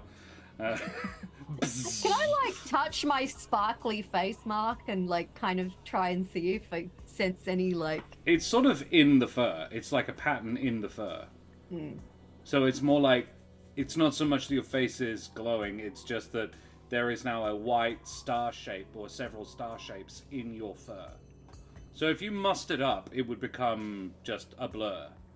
But yeah, if you smooth the fur of your cheek flat, it is very clear that your fur grows in that pattern. Right. I do not think it possesses any magical abilities. I just think it looks cool. Hold on, can you do this? We've been raided. Raiders, thank you very much for raiding! Throw that favorite raid emote up in chat. Meeples and Dragons, you bloody champions. Good on you guys. Thanks for the raid. Welcome. Yes, Damn. throw those goose raids up in chat, everyone. Oh, let's go, Maples. Shout out More Meeples and geese than Dragons. your garden has room for. Which honestly is probably about 3. Even one is more than enough. Thank you so That's much how for the aggressive raid, the you geese are. I suppose. excellent individuals. They were playing Baldur's Gate. Ooh. Nice. Exciting. How did your game go, you splendid people? Guys, thanks so much for the raid. We are back in the Humblewood for the first time in a hot minute. Not in the Humblewood world. We've been there for a while, but we haven't been back here for a little minute. And the guys are trying to decide what to do now. Hey, John, terribly. I died 5 times. Oh, dear. Not ideal. No. I'm sorry to hear it, John, but... Well, welcome to a different D&D world where the only players who die are the ones who displease me. Yes, going Dan back. fucked up. Oh no, dude. When Josh, have I told that- you how beautiful and handsome you are? Not recently. I think the phrase "potato face" came up relatively recently, though. Who would Um, say that? Who would even think that? Oops. Amogus. I'm sorry, Kesh. I digress. I did notice that you kind of copied my flair, but that's fine. You were saying about a god that you talked to. Oh, inspired. When Oh. Kesh did that, did it glow? Is it gonna ruin her stealth? No, Like it doesn't. glow in the dark stars? Yeah. It doesn't glow. Okay. It did when he did it, but it has dulled. Yeah. Well, it doesn't glow. Bennett, can't you like detect magic? Magique. Detect magic. Detect magique. Yeah. Yeah, I can. Different from detect magic, which is much more mundane. Yeah. Yeah. This is fancy. Yeah, this is a 3rd level spell. It's not. The cast- stronger the detect magic, the fancier you have to say magique. It Yeah, is I not cast detect a magic. It is not a spell of any sort. It is more like there is, however, a residue of celestial about it. As he's like looking through his like floating glass detect magic lenses, it's just like, oh, Am I cursed? no. It's just like god Actually- spit. Tell you what, can I? John the Stop Dragon. giving him ideas. John the Dragon, could you type ! roll space the number 2 in chat? Karen, pick highs or lows. Fuck. I always screw this up. It doesn't matter what I pick, I'm gonna get screwed. Hassle Just marking, pick okay. correctly. Highs. Yeah. Highs, Highs. okay. I don't Gotta think be I've right ever come out of a once. highs or lows choice, in a place I feel positive about. Or if not, I can roll it. Kind of want to roll that. Well, roll it in s- chat so we can see it. Yeah, alright. Lorite or Bishop Blood? Anybody. First one comes up, we will take. A D2. A A D2. D2.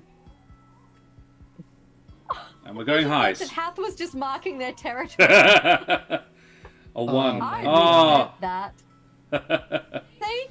Lows. I never Yeah. pick right. How are you this? This is statistically, It's statistically very unlikely. This is like the 4th. historically, Yeah. like, wow. Never mind. Doesn't matter. I mean, you're fine. It's not doing anything. Okay. Anyway, Yeah.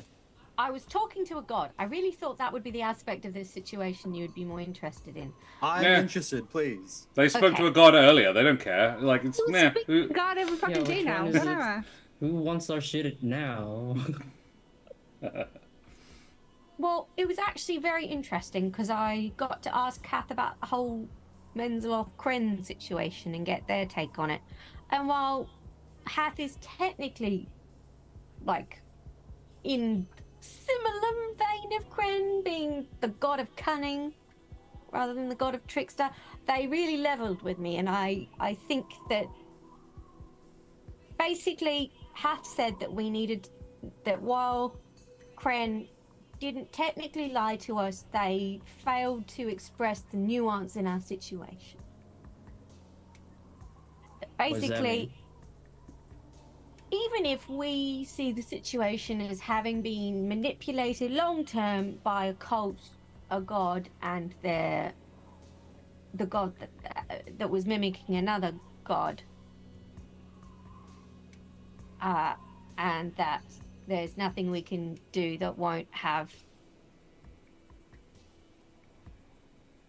I don't know, bad outcomes. Because so basically, we could stop the war and then the humble folk will never truly be equal. We can let the war happen and then the humble folk will rule and the bird folk will become oppressed. Or we can let them or we let it go really bad and everybody dies and then the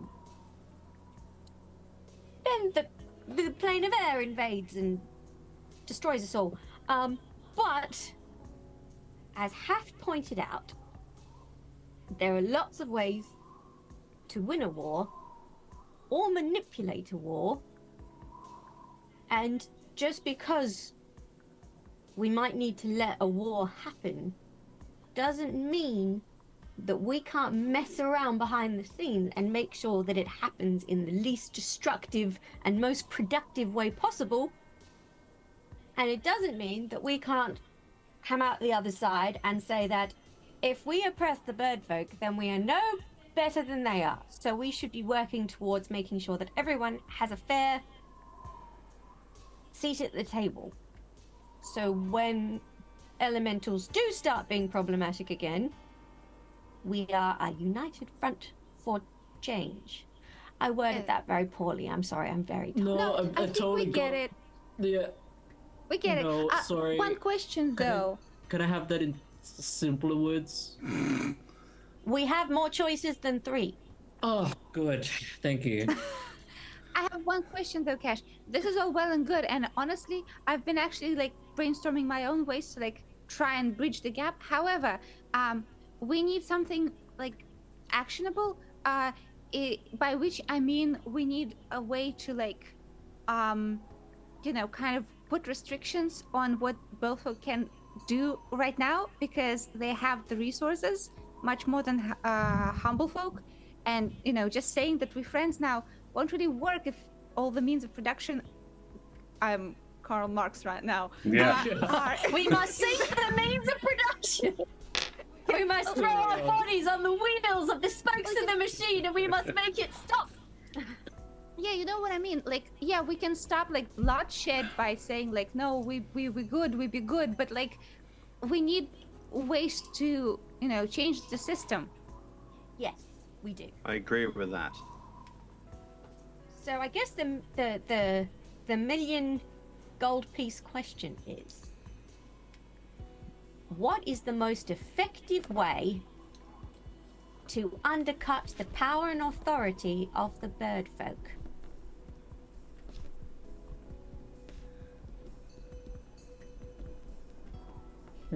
I don't have. There's this long silence. Yeah. I don't have an answer to that, but I may be able to provide a means of undercutting Sobel. That's a good start. Okay. I keep coming back to the idea of trying to convince the leadership of the cult that they have been manipulated and that there is a greater threat. And I know that we've attempted to do that already and kind of failed, but now we have a more complete picture of information. I'm also thinking that if we want to undercut Sobel in particular, then I am aware of a family, at least one, that is pretty well connected, I believe within the cult, that has the power to do that. Right. Okay, I have a different idea, and it's gonna be stupid, but that's okay. I'm just gonna say it out loud. No stupid ideas, please. Yeah, other than Benix. Julio and I, well, Julio did, well, technically Holdsworth did, heard that there's gonna be an election to replace the members that are missing because of us. That's going to be held soonish. Oh. And I was wondering if we could rig it. We have our candidates. I'm not opposed to the idea, but I feel like for an election to be called so immediately, rather than mounting some kind of effort to restore the existing members, means that they are probably already planning to rig it themselves. Yeah, so we counter rig it. How do we counter rig it? I said it was stupid. No, that's an interesting idea. I hesitate to ask. Partially because I'm worried one of you might actually know the answer. How do you rig an election? Stole the ballots. Make it so that the votes that you don't want don't count. Okay, how does the council even pick people? Do you guys know? Like, what's the system? I imagine it's whoever's bought them dinner a lot lately. Well, people run for it. There is public elections, and they are counted publicly. So Yeah, I don't go. Who's democracy entitled? I don't know matters. that either. Who's entitled to vote? Everyone. Birdfolk and humblefolk alike. So, The you have to vote in the regional elections are done in every major population center, their vote tallies are sent into the city. This is rushed. It's like Alderheart will be electing the council, which is technically the council of Alderheart, not the council of the Humblewood, but it is normally the rest of the wood does get a say. But yeah, the council of it looks like this time around an emergency council. I mean, you don't know exactly what's going on. You only know what Holdsworth told you. Yeah, in this instance, what's going on is that they are electing an interim council to sort of they haven't come out and said that all three of the people who are missing are missing. They have, however, implied that the council speaker beta and Mentax are both missing, which means they only have a narrow majority, but they can still make decisions as long as the three of them agree. However, the third member, whose name is it's not Sobel, it's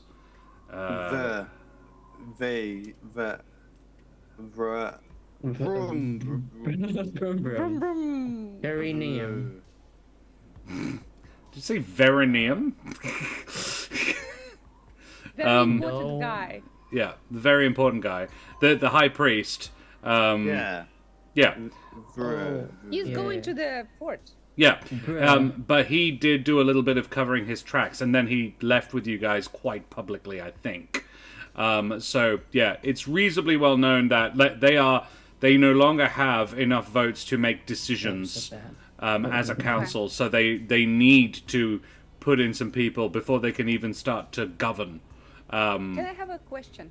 Mm. What's the split of population of birdfolk versus humblefolk? In the tree, up until about a week ago, it would have been 60-40 birds to humblefolk. Now, more like 20-80. 20 birds? 80 birds, 20 humblefolk. Shit. Mostly because people in the whole at least partially because you guys told the humble folk to leave. Yeah, we kind of shot ourselves in the foot there, didn't we? Yeah, we kind of did a little bit. We didn't anticipate this. If you're gonna rig it, you could find a friendly bird folk to put on it. Yeah, no, I was thinking. Oh, Eric or baby, this is Karen. the season 4 we've all been waiting for. Election rigging. That could be exciting. Zone those voting areas. Season 4 election making. Viewer numbers What plummet. system is going to represent Dominion? Does thing is, people Fox have News. like bleach No, blonde no. feathers that come over? Of course, like this. Oh, Oh, Dread GM. Oh, hello! hey, Dread, you Margaret. bloody Welcome. champion! Good on you guys. Hi. Welcome. I believe these lovely individuals were doing some Murder on the Orient Express this evening. Guys, how did it go? Zeit We're rigging Poltergeist. elections.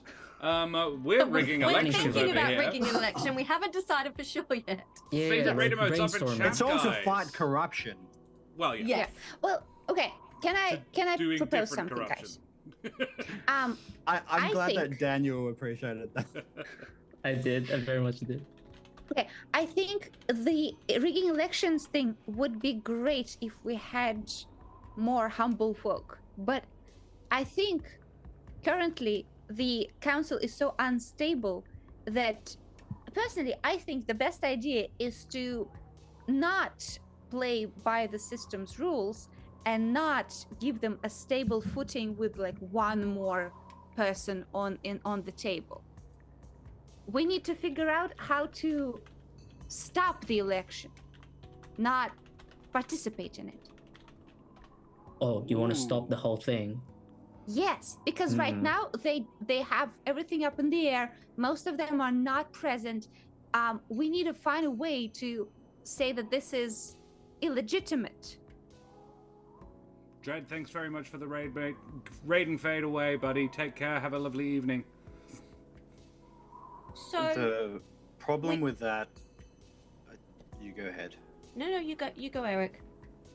I'm just thinking that will be an information war, and we don't have the resources to compete with the cult. They have been fighting a misinformation war for decades. But I'm thinking that if someone of my grandmother's stature was to be convinced to weigh in, that she would have the social means necessary to basically install whoever she wanted within the government, if we even want to bother with the government anymore. I mean, what's our long-term goal?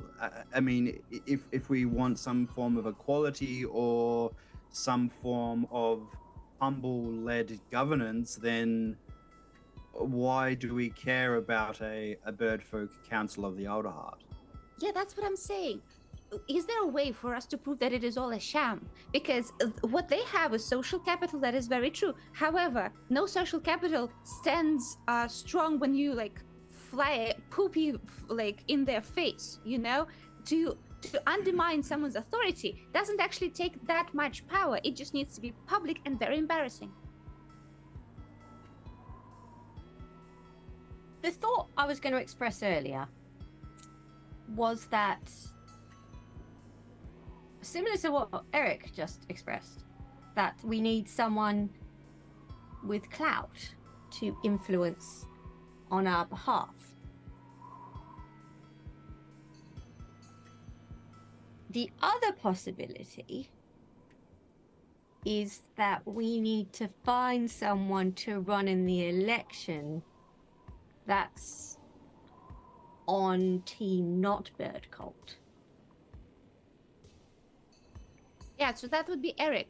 He goes to his grandma saying, "Hi, I see the light. I want to be on the council. Put me in, Mom. Put me in, Coach." And he goes in, and we're like, "Yay! Now fuck him." No. Do you think your grandmother would buy that, Eric? Why are we putting him into that spot in the first place? And I'm not suggesting I'm going with that, but I remember a letter no, relatively recently. No, I mean, I don't know if I'd want to be on the council. No, look, but maybe this is from an inflated sense of importance of my family, but I can't help but feel that my grandmother is a huge part of this. So one way or the other, we need to remove or change that influence that she has. Now that we have the information that we have, she may be willing to listen to reason, or she may not. But I feel that she's been doing this for a very long time, and if she wanted to, she would be able to exert far more influence than I believe Sober would be able to. Eric, if you don't mind me questioning, what is her goal? Like, what is important to her? Why is she in the cult? Well, I don't know that she is, but I'm sure she probably is. May I just quickly remind Karen of something Hath said? Please do. At the very end of your conversation regarding what Eric thought about indoctrination and about where he's from. Got it. I have just remembered something else Hath said. Yes. We weren't really right about the indoctrination. That's not really what they're doing. They're basically going after people who are already kind of ready to believe. So they're being selective about who they bring in. Really? Basically, they go after people who they think would, like, go for it. They're not trying to convince people who won't that that's what's going on. Well, they fucked up when they chose Riven. Well, they weren't trying to convert him. They were just keeping him out of the way. Yeah. That's why they wanted to capture me as well. They weren't interested in brainwashing me over their side. They just wanted to make sure I wasn't there to meddle in what they were trying to do. Well, it's a relief to know that they don't have the capacity to turn all of our friends and family against us. Hap also said Except that for there was those who are... that if we were going to find another kind of cult place, your home might be a good spot to start looking. Yes. So what I'm sensing is that Eric wants to go to his grandma and like discuss this with her, yes? That's one way of putting it. Okay. The only issue I have with this is that this takes us a few days out of the capital, yes? Yes. This means we would be leaving the place and leaving the whole election thing basically to happen with no influence on it at all. How long do we have till the election's held? Well, Is it's an Humblewood emergency. still around? You don't know. You could go and ask one of the guards to take a sticky beak out and find out. Yeah. So my question is, what bearing does the election and this current council's power actually have on anything? If we're going to try to make things change soon, then does it matter? I mean, almost all the humble folk are out of the Older Heart anyway, those who are able to leave. That's fair. I was just suppose- imagining that, like, what... Well, I thought, you know, like, what would... The change they would do in the interim before, like, eventually they're probably going to reinstitute the old councillors when they know that they're alive or something. I hope that change at least is, like, fresh in people's minds, that positive change, I think. So it is at this That's point really helpful thinking. that Homeguard and Finn, two of your guardsmen, Kesh, come back in. Finn is a pretty beefy servant bloke. Homeguard is a strig. Finn has got they've got a third person with them, a Corvum that only one of you recognizes, with his hands. Finn is holding his hands behind his back, very much sort of like, you ain't going anywhere, mate. Sort of like, Major, found this one snooping around outside the main, the secret entrance from the marketplace. I really hope you guys didn't reveal the secret entrance in taking them into custody. No, Major, we were very careful about that, but this chap seemed to think there was an entrance there. he was knocking on it. Ah. Hi, who are you? Bennick, you know exactly who this guy is. He's an older-looking Corvum. There's a little bit of white to his feathers. He's pretty good-looking, though, and his name is Corvax Ravania.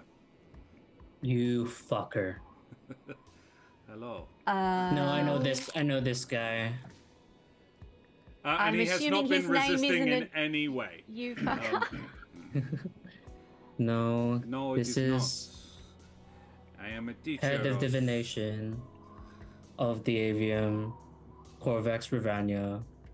And he does a sort of a half bow, but obviously he's still held. A pleasure to finally meet you, Miss Glidoweef, Senior Ashbourne, Mr. Switchgear. Bennick, it's always good to see you. Do I know who Corvax Ravania is? I think you've heard the name before, yeah. I've for sure complained about And Corvax Bennick Ravania definitely said, Bennick just said the head of divination at the Avium as well, so yeah. so many Right. times. I think you two can let go of him. Thank you. They were doing their jobs and very well, but I do not concern yourself. I was not seen. Oh, good. That is excellent. Tea? Please, I would enjoy. He rubs his wrists, but yeah, he's looking a lot better than he did the last time we I feel encountered good. him in the world. He is still a little pale in feather, but yeah, generally a lot better. He looks more spry, a little bit younger than he used to. That's good. Yes, I please. will make the tea. I am grateful. So, I I assume thought you're here 'cause of the dean did mention some things, and I thought I should. Sending is such a limited spell, and I had not seen a favored student of mine in a while. Plus, I have a letter to Ow, that deliver. hurts. Plus, I have a letter to deliver for you. But we shall get to this.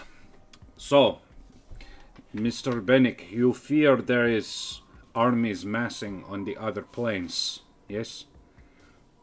I will not fear that there might be. There are. Massing is the wrong word, but Oh, I feel God the said that. they were not lying to you. The plane of air has been moving behind the scenes for a long time. They are starting to build up. My concern is actually the army that is forming on the border of the plane of air and the plane of fire. What? It is not so much an army, more of a build-up of energy, but in the planes that is essentially the same thing, as each elemental is only a small part of the plane itself. So when the plane moves a large amount of their energy to a particular place, that is where you must concern yourself. What are they trying to? They are Here's- breeding.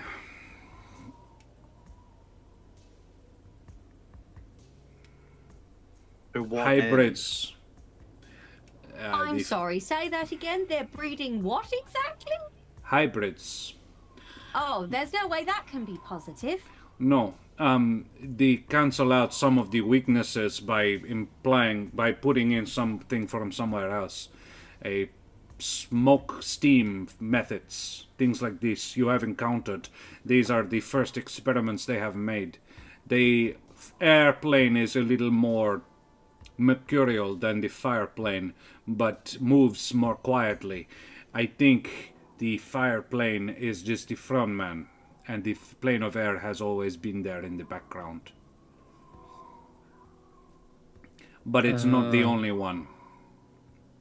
The urge to make a joke about how you can't make fire without air is really strong right now. Particularly, this is also true. When an air elemental and a fire elemental love each other very much. Very good, yes. They start a war! Yeah, they start a war. Bust. Do you remember Okay. the smoke elemental ritual? You remember? I remember. Yes, Bishop Blood. Josh hasn't been threading this shit through for 9 seasons. Not at all, no. We really need Sparks to get all fly. your notes back, don't we? Yeah. I can remember the big stuff, don't worry. Yeah, he says, this, however, is not the only place where a build-up can be seen. The plane of Earth. I don't know what it means, but there is definitely a build-up there as well. Oh, they're not like doing it at an edge or something to make hybrids. They're just also building up. And the plane of Earth and the plane of Fire, not natural allies. Same with the air, right? Aren't they like supposed to be opposites? Almost, yes.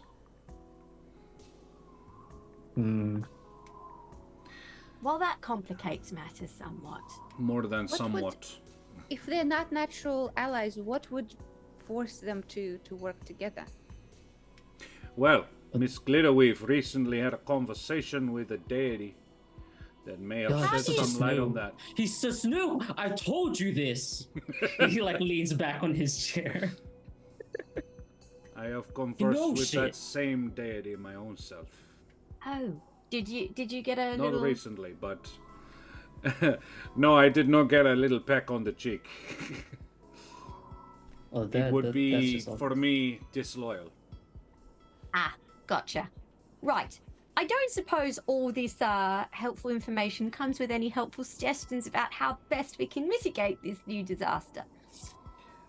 Well, a unified front is the best way. And truly unified. I think you are hearing there is calls for an election. That is interesting. Is a placeholder no more. Their goal is to retrieve those which you have stolen, kidnapped, you evil beings, you. Once they have them back, well, I don't think Sobel and Larimer really plan to get them back. So consider these new positions permanent. But they're not just replacing counselors. I saw, he actually reaches into his pocket and hands Eric a note, like a flyer that had been pinned up somewhere. And it says... Here's your tea. Oh, thank you. Eric makes good tea. Ravania. I believe it. It says, the wood needs tenders. People are being encouraged to report to Moore's Wintervale as the new head tender of Alderheart for training. And it's a picture of of Sobel pointing. Nice. Oh, for the love of... Who's this new main tender? What You know? is it with the Wintervales and getting on my tits? Do I know who He was Moors not a tender is? the last time you heard. No. Never is met he, a tender named Moore's Wintervale. Is he Nils's brother, or is he the patriarch, or Fair do I guess, know? brother. It's not the patriarch. Yeah. A cousin or a brother, yeah. Wow. Well, this is just deceptive. Deeply so. They are trying to get as many... They are just wanting to replace everything. I think they are planning to start again. Right. Well, In terms of suggestions on how to go about this, if you do not know... No, he didn't know that conversation. In terms of suggestions on how to go about this, what are you thinking? What are your plans? I think being disruptive here, potentially a useful thing, but you want to focus on what your end goal is, what you want to achieve. Once you have decided what you want to achieve, then you can go about achieving it. We Do you need- want to end the war? Do you want to stop the war? There's probably basically, no war at all, right? basically, I want to destabilize the bird occulty side of the war to the point that victory on the Humblewood side is kind of swift, easy, and with minimal bloodshed or danger. And then, with that victory under our belts, we're all magnanimous and stuff, and we're like, we must create a council where we are true equals, because we're all about to die in a horrible elemental war. This is a good point. I would strongly endorse a 6-person council. 3 bird folk, 3 humble folk, with a requirement for a majority vote. None of this 3 and you're good. True equality, you gotta have at least one of the other species agree. What happens if they don't agree? Then a stalemate. If you have an even split, nothing can happen. A requirement for 60% or 51% agreement on all decisions. That means only the big stuff gets through easy. It's another raid. Oh my Another goodness, all raid. raids tonight. Goodness me. Ozquest, it's like people are going to have us back, guys. Ozquest, thanks very much for the raid, you bloody champions. How are you? How are you? Throw your favorite raid emotes up in chat. Let's have a shout out for Ozquest. Like, everybody come. We're trying to work out how to destabilize the political power. Yeah. Just casually, you know? Okay, can I, out of character, can you remind me, please? The thing with the cult is that they follow the main god, who is Yeah. Titan. Yeah. And they have no idea about Menzoloth and Hijacking. all that bullshit. They have no Yep. idea. They know about Menzoloth, but Yeah. not that Kren was masquerading as Titan. Yes, and essentially, what they are doing is for the good of the wood, because our main god said that this is how it should be, and hence there we go. Yeah. Can I propose something? I mean, I course, go proposed ahead. my stupid idea, so go for it. Yeah. There are no Can stupid we- ideas, only stupid plans that are implemented from stupid ideas that don't get weeded out in the discussion process. Sorry. Okay, great. Yeah. So, can I propose that we go to Sobel directly and let him know? The reason I'm saying this is because we've been led by a nose, and so were they. And if we have any way to maybe not fully persuade him, but at least seed some doubt in the cult, because a lot has happened, a lot of things that they do not know. Maybe this will stop the wheels of the system they are trying to impose currently. I'm not that optimistic to say that Sobel will be like suddenly on our side, but or whatever. But it is clear that they have a system in mind. They want to operate in confines of law. It's just the law that they want is the specific one that they construct. So they're not completely chaotic. What do you guys think about that? I was gonna say that I don't know exactly what you think might happen, but I imagine Sobel's just gonna be like triple down on how the bird folk stuff needs to happen so that we can be better equipped to defend against the plane of air shit.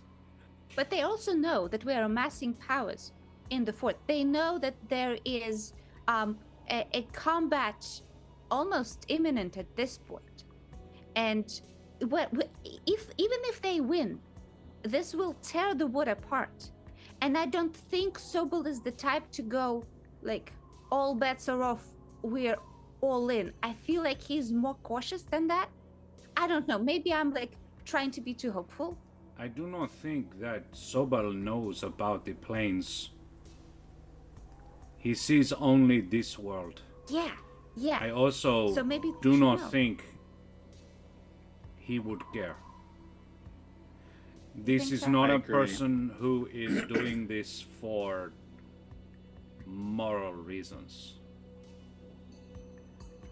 He is not doing it because he believes, he's doing it because he wants to. I think this was the essential point, actually, when you were saying before, you cannot make someone... Oh, he wasn't here for that. But yeah, they are not converting people to their beliefs. They found people who work with their beliefs. I don't think you're going to have many people who will go, oh, Titan wasn't saying that. Okay, I won't do it then. This was something to back up what they already decided. Also, I need to say, your pal Volcrine, thank you very much for the follow, you bloody champion. Avast, matey, you wee scallywag. Yo. You go. I was just thinking that it's not that everything Julio just said is a stupid idea. Thanks. I think you're being overly optimistic about our ability to convince Sobel to believe something other than what he currently believes. But that doesn't mean we can't chip away at these beliefs. Not just of Sobel, but of other cultists. Like, I don't think we're going to be able to, sit them down at a table and calmly explain to them that they've been had. I don't think they'll be receptive to that. May But- I make a suggestion? You can when I finish my You can. sentence. Do, please. Otherwise, I'll Sorry. forget what I was talking about. No. Sorry, that was Josh. No, that's all right. So if we can find a way to spread certain nuggets of information, we might be able to shake some faith. And people whose belief in something has been swayed are less likely to be willing to die for it. I come back to the conversation that we had with the high priest, whose name started with a V, I'm pretty sure. Don't think it did. Yeah, important man. Yes. Did I write it down? And remember, he kept asking for Visca. proof, for evidence. Visca. Aye. Yes. You were right, That's V, right. yeah. I knew his Vroom, name. vroom. Visca. Vroom, He's now known as Visca. Vroom vroom, High Priest.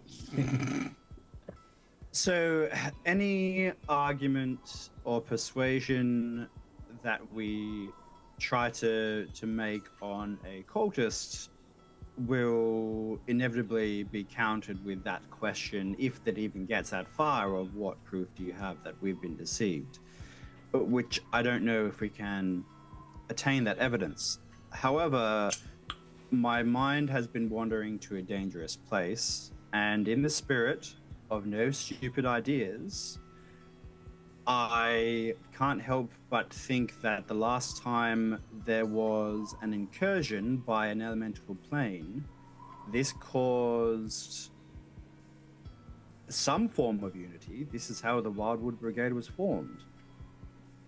So, if we could demonstrate the threat that the elemental plane of air poses, say an incursion that they were to make before they were prepared for full invasion, then as in a force that we could actually stand a chance against, maybe it might do the same thing, at least temporarily, until we can come to a better solution. I think this idea has merit, but I would actually argue it would serve a better function to happen immediately after the war. You find your equanimity, you find your balance, and then immediately a threat, one you can deal with, comes along. You must all band together. Nothing unites people like a common foe. No, you are very right, Mr. Ashbourne. May I make a suggestion? You are talking about you're wanting to weaken them. You don't have to be you when you tell them what you want to say.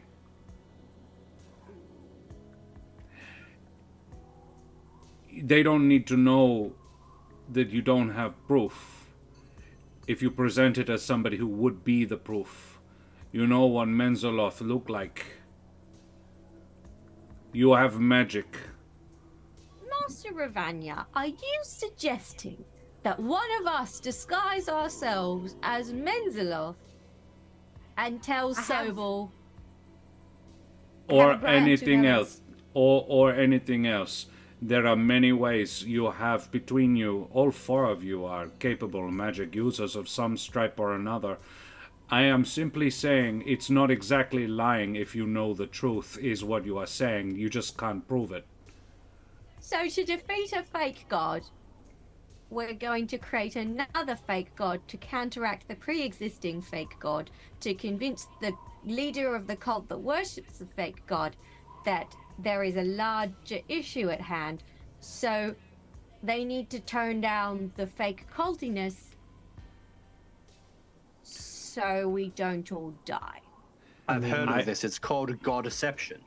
I would suggest your enemy here is the cult. Yeah, like who's Even gonna... if you manage to get back. Menzoloth is dead. It's not like he's gonna come back and be like, yo, homie. Well Yeah, done how on dare that, you by the use way. my likeness. Yeah. It We're has not going to been get a a, copyright violation. No. We're not going to get a copyright infringement notice. For It has been a unauthorized long- use of the image and likeness of Menzoloth. it has been a long time since a Astoreal was killed. I do not recall the last one. Wow. So, I would say your number one target. If you manage to achieve, it sounds like what you want here is balance. You want equality. A war is, unless you deliberately stop it, a war is going to happen. It's already happening. Your troops are actually moving into position right this moment. They're in Fuck, I forgot to tell Kesh that. a good spot. They will probably be successful. I cannot tell right now. There is far too many pieces in play. But these signs are good. However, even if you are successful, this cult will remain.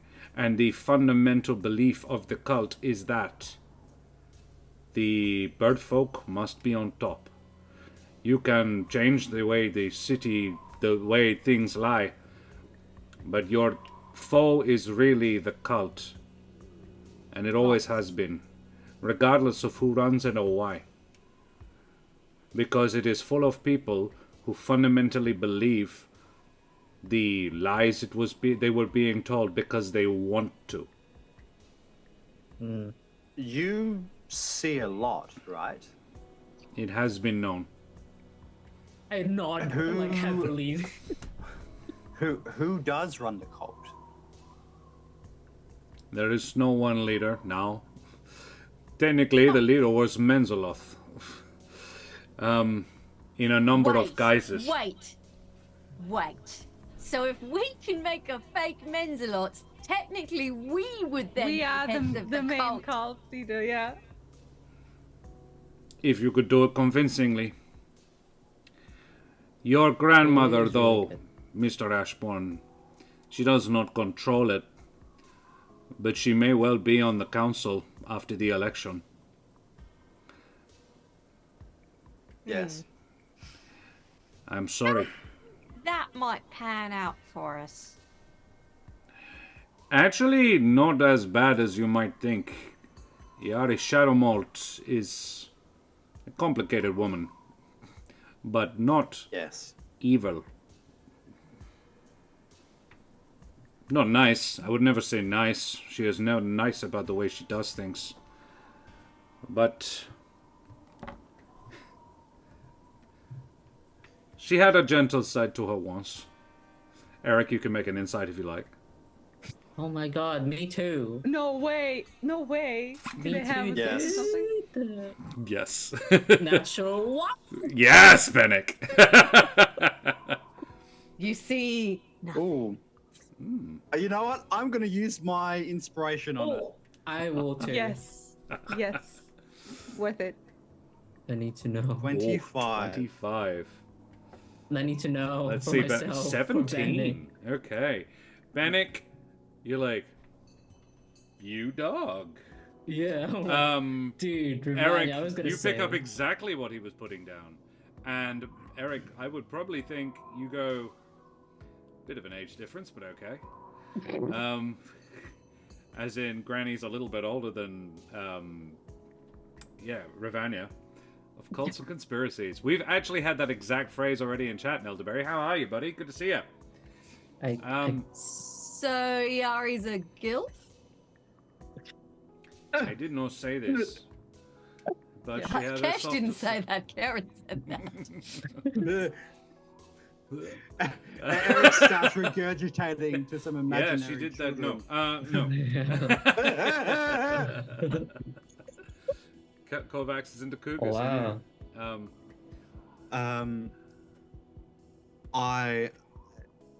Eric looks directly at Kesh and says, I want to see my family. I do think we need to talk to your granny. Yikes. This place is going to go boom, but not for a little while. The you know opening when they're moves gonna have been made. Do you know when they're holding the election? You have 2 days. Well, Oh. shit. How long does it take to get to your granny's, Eric? About 2 days. That's why. Yeah. Is there a chance we she's have already on her way here teleportation? to get elected? She is on her way here to get elected. That's why you have 2 days. Ah, is she here yet? No. She'll The be election here. will happen around about. She's an older lady now. Mustn't move particularly quickly. So our plan is to intersect her and talk to her before the election, yes? You could do this. I really wanted to see her in Brackenmill and the rest of the family. But she is linchpin. Kovacs says, then I will do you a favor. You want to go to Brackenmill? He looks around. I guess. Yes. This I can make happen. Wait, You right now? still have your address from you dog. You wouldn't happen to know a sneaky back entrance that maybe goes up into Yari's Secret sort of teleportation. Still the teleportation. I was at the software. wedding too. I know, I saw you. Yeah. Ravania, do you mean right now? I can do it soon. I do need to leave very quickly. I must quickly first give a letter to Bennick, but yes, Can you give me an hour? I have something to do. of course. I must leave shortly afterwards, so please be quick. Yeah, I learned Okay. what a dog is recently from Julio. It's the same thing as bro. Right. Yeah. Well, then the rest of us have an hour to try and work out the best way to create a faux Menzoloth for nefarious purposes. I can get you there, but I cannot get you back. You will have to find your own way. That's fine. Bennick. This is from a mutual friend. And may concern what you do next. Oh, that's ominous, Ravania. It has always been your choice. It is why I am fascinated with the future. Because it is full of choices. What is Yeah. the saying? The future is free will. The past is destiny. Don't make the mistake of fixing it the other way around. Wow. Bennick, you unfold the letter, and it says, Bennick, I've been looking into some things, and I've had some very impressive successes, even by my standards. However, regrettably, I've reached a stalemate. Sort of. I'm pretty sure I can get through it, but I've heard Trish's voice in my head saying, let your friends help, for the last 3 days, and I guess you might be handy. The others are busy, and I figured you didn't have anything going on, and it concerns the plane of death, which, Blight Sea and all that. I thought you might be interested. If you are, I'll be at the Avium tomorrow. I hope I'll catch you there. I think I found a way in. Irilath says hi. Yours? Metaphorically, obviously, I'm not yours. If anything, it's the other way around. But pleasantries and so forth. Nevermore.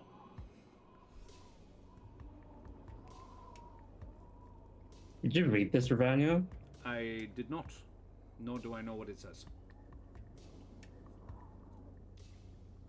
I do now. I can't believe I recognize immediately his handwriting. Yeah, it's like I can hear it. Pestering in my brain. Pleasance. What does it say?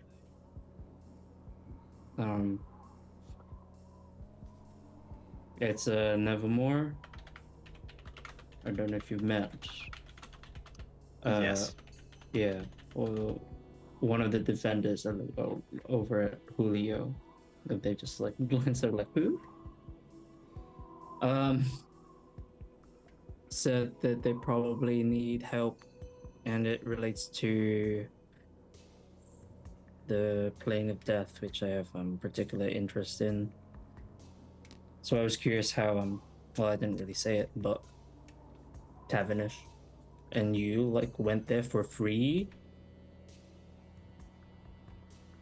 That was the one But time. Kren did that. Yeah, he And gave I'm us not the like one. gonna ask Kren a favor for anything. Yeah, he kind of gave us a one-time only deal. So That's alright. I'll probably have to do that. Man, I have so many promises now. I was just gonna say that. I promised them that if they need me, I'll run and help. So I have to do that. But I also like you guys, so I guess I also promised that to you guys. Oh, this is awkward. I don't have to go now. Wait, what was it? He's gonna be there in 23 days. When was this? No. When was this? No. This is he gave it to me today. Yeah, he'll be there tomorrow. Oh, yeah. Okay. I just changed the method of delivery, so I changed the wording of the letter slightly. Cool. I just misremembered.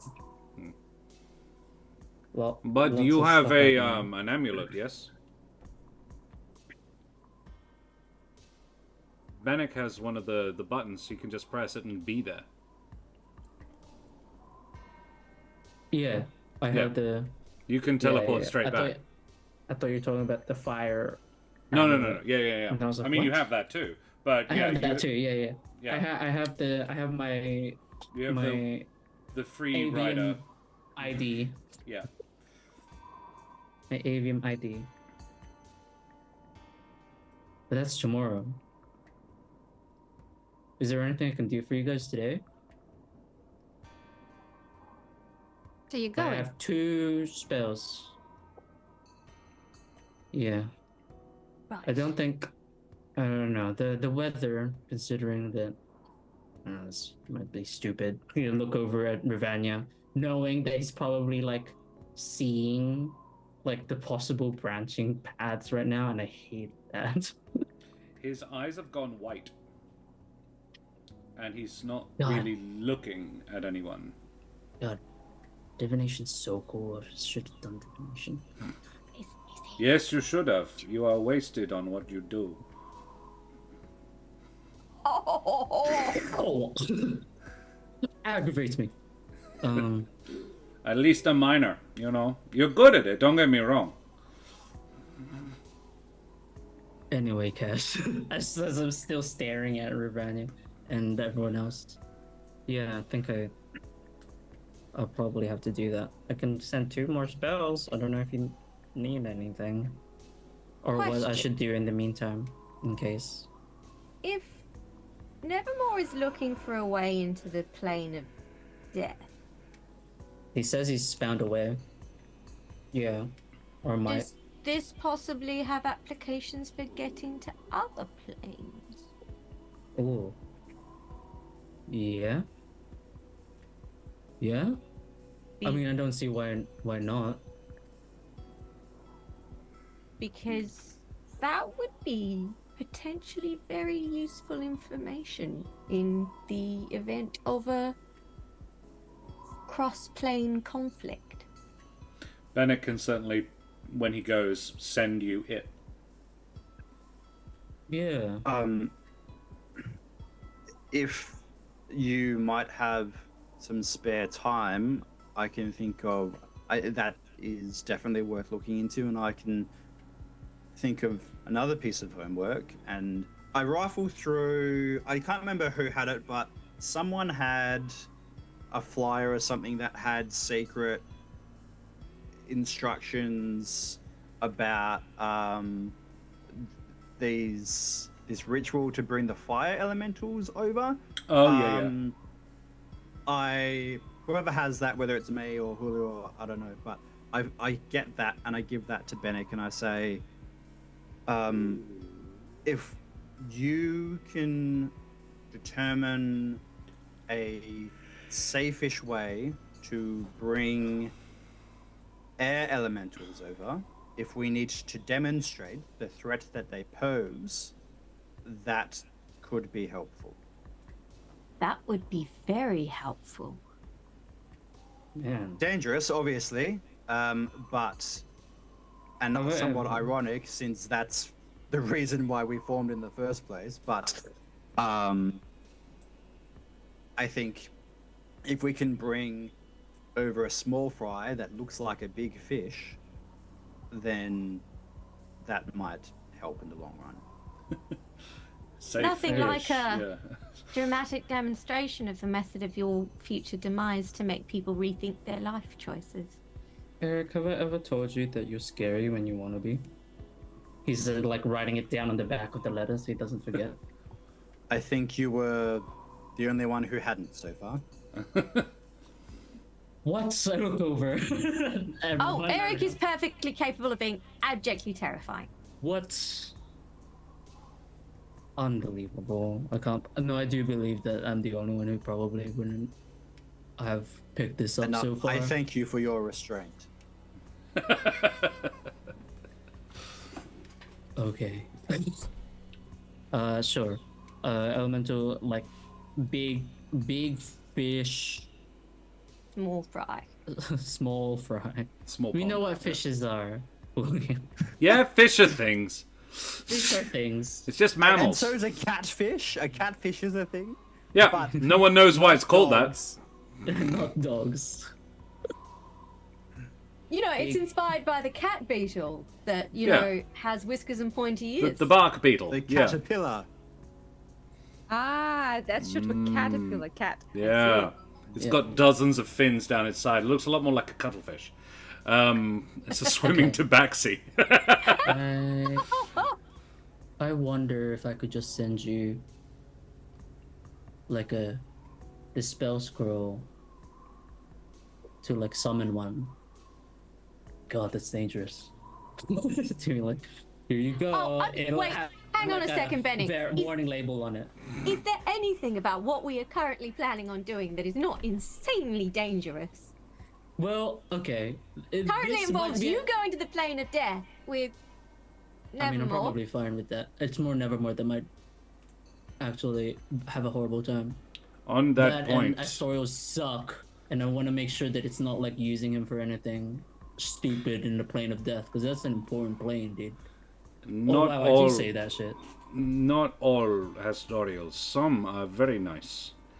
Hashtag not all Astorians. Exactly. On this right, point, right. I would say the thing in his eye. It is probably good you are going. You need to watch that. She Great, that seeks was my plan, and now more I have power. more. She doesn't just want to get out. She wants what she has always wanted, that one. A place in the Pantheon.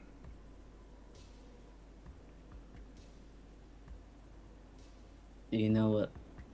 Okay, this is stupid, and it might be pushing your limits, Ravania. He's like genuine worry in his eyes. But do you know, if at all, what domain she would want? Last I heard, she was one of Gesmi's. But Gesmi would not have her anymore.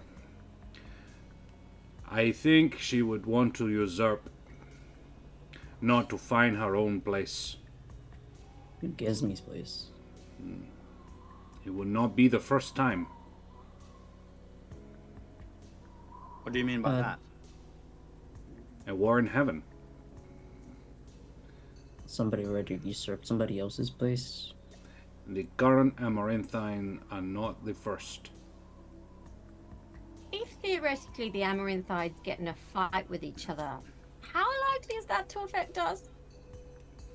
You will feel repercussions of a war in heaven here on the material. Oh, Hell, you already are. great. Wonderful. I But haven't brushed the- up on mine. The elemental planes, you know that deities, they do not live in heaven exactly. It is the other planes, the plane of life and death, are the primary habitats of the Amaranthine. When they war, they are essentially really powerful elementals. It's just so the elemental planes manifest here more often than not just as what you see. The planes of life, the plane of death, those are living things, dying things. The plane of earth is the ground. That is the manifestation of it here. The water is the oceans. You get it. The way all of this combines when there is friction between the two, for example, when water and air are warring, there will be storms at sea. And when the Amaranthines that are associated with these places, Kereth is the land, for example, very powerfully related to earth. If they are warring with Gaspard, say, he is closely associated with fire, though he does not live there. There will be volcanoes. That sort of thing. These are examples. Gesmi is also related to the plane of fire as well. Right.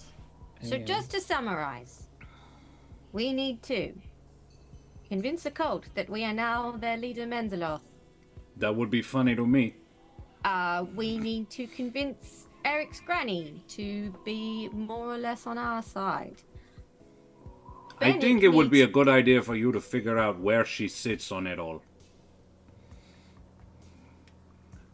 I can't give you that's a all the start. answers because I genuinely don't possess them all.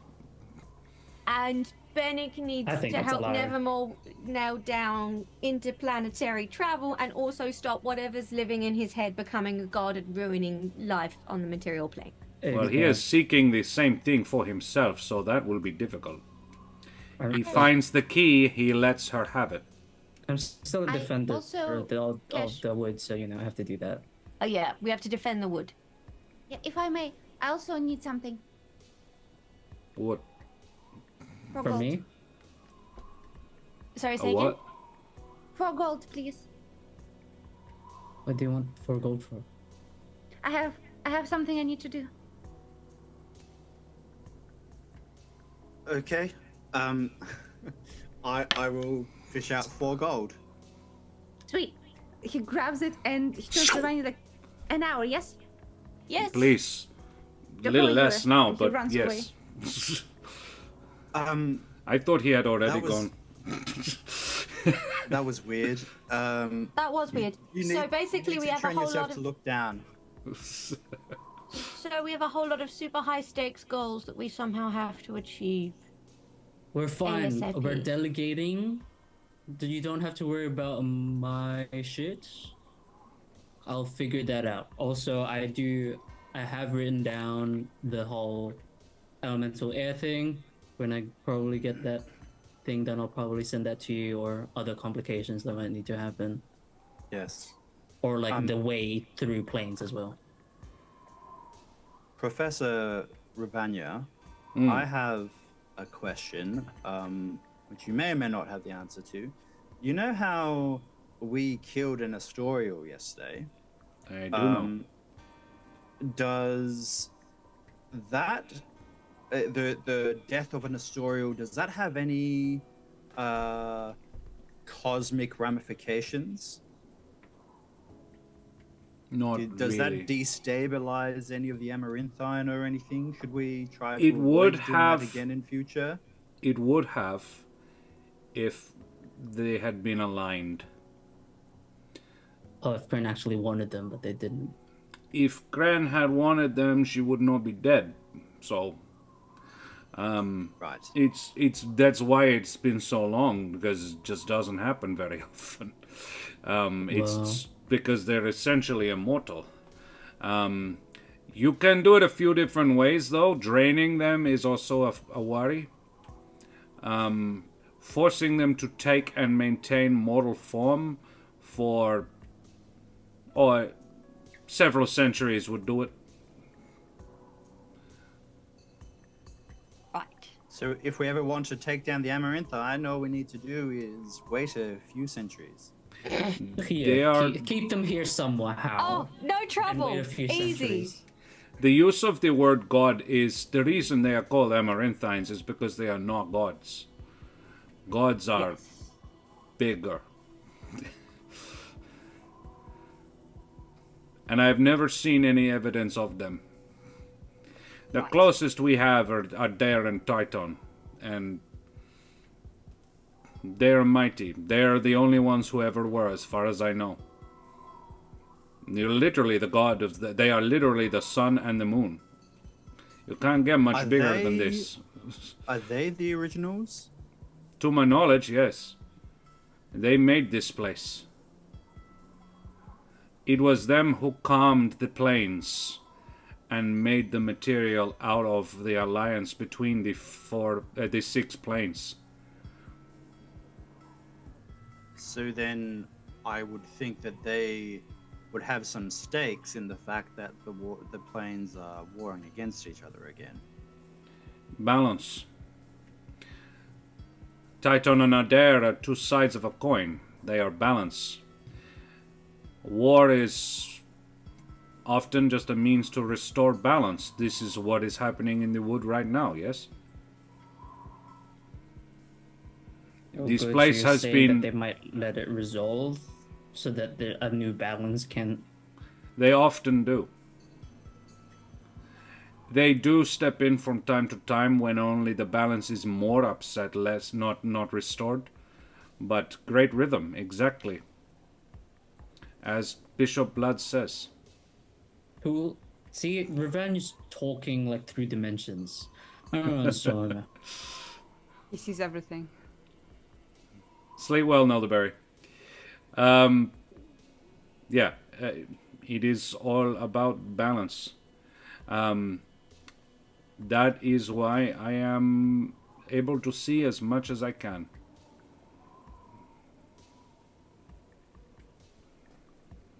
very vague. Very vague, deliberately so. I am canon. Walking that shit right back. Bishop Blood, you've always been canon to me. I regarding that list of impossible tasks that you had, Kesh. I do wonder if, pretending to be Menzoloth or represent Menzoloth is on the cards, but I wonder if we wouldn't get a lot of clout by claiming the fact that we managed to kill him. Take his place. Might be easier. You wouldn't have to lie so much. How do we prove we killed Menzoloth? Well, therein lies the trick. Ask them How to about- commune with him. Do it again. Wouldn't they just get Kren instead? And Kren's a dick. Kren has said he will no longer be involved. He will not answer their prayers or speeches. Before you said that, did you just say that we should kill him again? If you're going to impersonate him, you could impersonate him and kill him. Ooh. Well, if I step to the avium anyway, get like a trip, can we get like our special effects department? What's up? Could you know the You mean rest Julio? of us to do? yeah, we'll do some like limited, because I'm sure they've been confiscated by people. I'll just take some of that prank stuff, give it to Julio, and Julio will make a masterpiece. He's not even here right now. Are you Yeah, suggesting we ask Julio to make a Menzoloth out of plaster? Yeah. No. Okay, I am now. Pretend to be Menzoloth, but Menzoloth's all like powerful magic-y, right? Probably Yeah. need more than like your typical illusion to do stuff. Basically have like smoke bombs and shit. practical and, like, a effects fog, and magic. yeah. Yeah. Fog machine before the fight. I don't know. If I wasn't having an existential crisis before, I certainly am now. Right. So I'm going to wrap this up. Okay, let's You give all- Julio an hour. You Yeah, all yeah, have we wait for like him. you all have whatever you have for the next hour. You basically all go off into your own corners, huddle to have a chat, continue to think Yeah. about these things. I hug everyone and wait for Julio to come back before I like poop. Yeah, don't you leave without me, bitch. I haven't left because I haven't said goodbye. Yeah, Rude as shit. we can all teleport together. It might be a good idea, Miss Glitterweave, to tell your troops where you are going and how long you will be. Good point. Are you gonna teleport them back? I cannot. I am afraid I am needed elsewhere, so you will need to come back the long way or find a way with, Eric, your grandmother cannot use it her own self anymore. She is too old and infirm, but I would not be surprised if she has her own quick way back to the city. I would expect so. Several, probably. Probably. Also, your mother. I'm sorry. There is nothing I can do.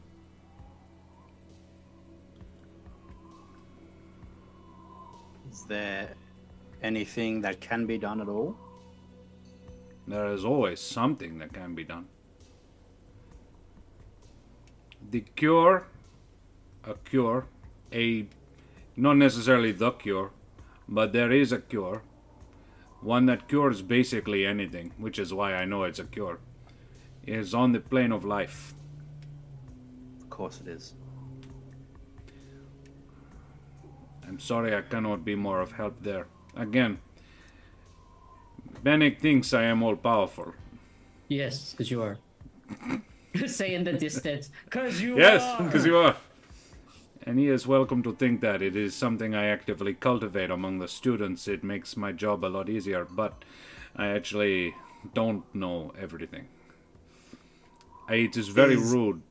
One of the classes I teach at the Avium is actually the ethics of divination. Oh, yes. Divination has ethics. Of course. Interesting. Things you should never look for. With that being said, you may want to look into some anti-scrying stuff, warding for this place. Did you like when I did that to you in that one cave? That was funny. Well, that's cool. Kesh, now that Ravanya mentions my mother, she may be another way of destabilizing this cult. I don't know where she lies with things, but I've always found her to be more reasonable than my grandmother, and if something was to happen to my grandmother and my mother was well enough, she would be the next in charge. Ah, I see. Henry and a bunch of numbers, thank you very much for the follow, you bloody champion. Avast, matey, you wee scallywag. Good on you. So what I'm seeing here, guys, is that we have options. Yes. I mean, We that's do. what I Hat will said, right? put you outside your Yes. family's gate, Eric. I am sure you can find your own way into your own home. Yes. And I got out so I can get back in. True enough. Julio, you reappear. Call me Reading. Okay. Reading. Reading. I like trains. Like brains. Nice. Tell me two things. What's the name of the new head tender? Moore's Wintervale. Moore's Winterfell? Vale. Vale, Wintervale. Okay. And another thing, tell me please, what is the name of that lady in the magic shop that has a magic shop and was down Eliza. on hard times? Eliza. Down on hard times? Yeah, no, The yeah, one Eliza. where we bought yeah. shit. Yeah. Eliza. Yeah. She was cleaning off some graffiti outside her wall. Yeah, that one? Yes. Yeah, it's Eliza. Yes. Yeah. Yes. Okay. So, kind DM, would it be in the realm of possibility for Julio, unhindered by party, to move subtly throughout the city quickly? Yes. Sweet. Oh. So, I Of have any of few you, things. Julio, yeah. Yes. So, few things I want to do. Is there a printing shop? Yeah, sure. Sweet. I go to the printing shop. I have 600 gold pieces. And the things I want to do, I'll separate all of my money into 3 groups. I go to the printing shop, give them 200 gold, and tell them to print as many flyers as they can for 2 purposes. One, for sick and hindered to report to Moore's Wintervale for social aid and and possible magical influence from the tenders to alleviate all of their ailments. Second, to the office of Sobel for the possible free admission into the election. Anyone who wants to can be put on the list. As in, Julio is bringing the chaos. Bruh. Yes. as You in can to become be a new elected? council member. Yes. Okay. Come to us and give us information why we should pick you. So that's 200 gold there. Okay. Okay. That's the first thing I do. Yeah. Fake epidemic Second. story arc. Yes. Second, I go to Eliza Uh-huh. with 2 questions. Hi, Eliza. Are you free for now? Hello. Yes. Good to see you, Hi. my small friend. Yes, I am Kesh's daughter. I grew up real quick. Yes, no, I know. Question. Yeah. What? She's never seen you before. She saw a little girl stacked with money. Yeah. Yeah. Okay, 2 questions, Eliza. Do you have any cool, rare plant growth potions or anything as such? Anything for Plant- plant growth? Plant growth?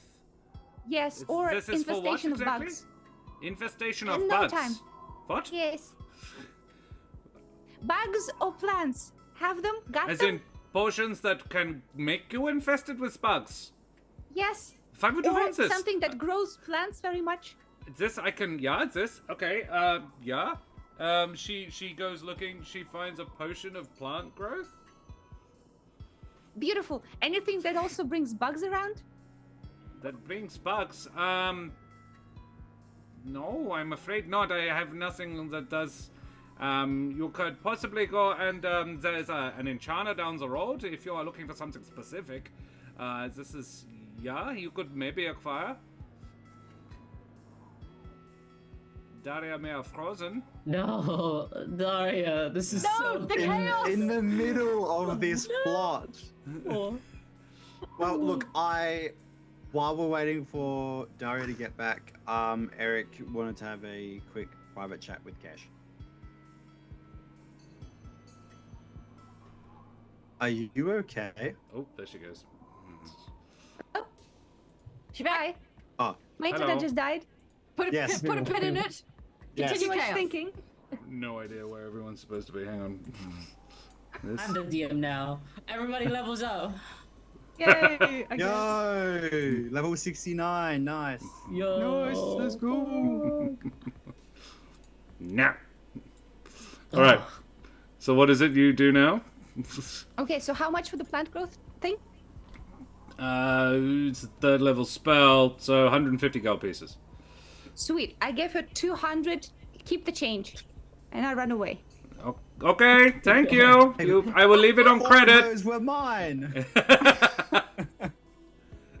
Okay, and then where do we have?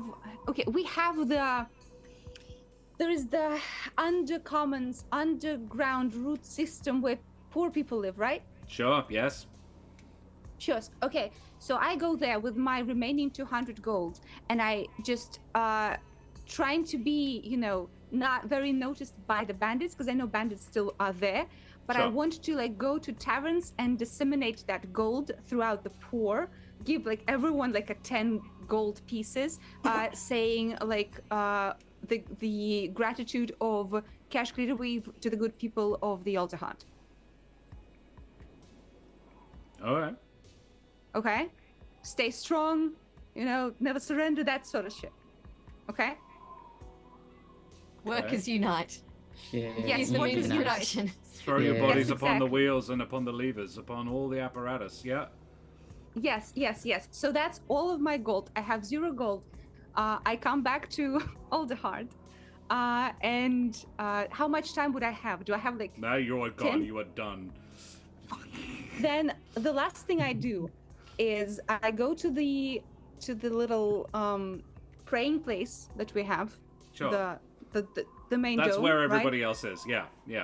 Yes. And do we have like a... Do we have like a place altar or anything like that? Yeah. As I Okay. recall, you made it. Yes. So there's we like the absolutely main bit. I think that would be like around the main window with beautiful like tree branches and all of that. So I go there, and I don't have time for the full prayer, but Julio will sit down and say, "Okay, it seems like we're kind of in a bit of a rush, and we're gonna be leaving, and we're gonna be probably coming back, but I'm gonna leave you for like a little bit. Please take care of everyone." And I put the plant growth potion there. I spread it over and say, I don't have much druidic magic, but I want to give you extra strength to hold out until we return, okay? You know what I'm going to ask you for. Okay, sure. Religious What do you want to ask? religion check. Religion check. Okay. Go get him. Okay. Go get him. Do I need to use my advantage first before I roll? No, you can see it and then say. Okay. I'll roll first and see how I do. If it's bad, I'll roll again. 16. I'm gonna use my inspiration. Yeah. I want to try and get better. It's a natural 20. Again. Bro. There it is. It's a 22. I knew it. You always do this. I always do this. Tree pope. Tree pope. I am the tree pope. So you pour Oh, the. he is the Quizarch Tatterer. I pour the potion of growth into the alder heart, trying to strengthen it for whatever comes next, because there's a lot of information, a lot of god shit that Julio does not understand. All he knows is tree strong, tree good. Yeah, valid.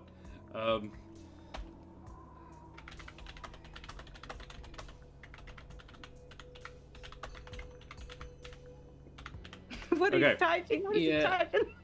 Yeah. Just a note for the title for the next week's episode. Okay.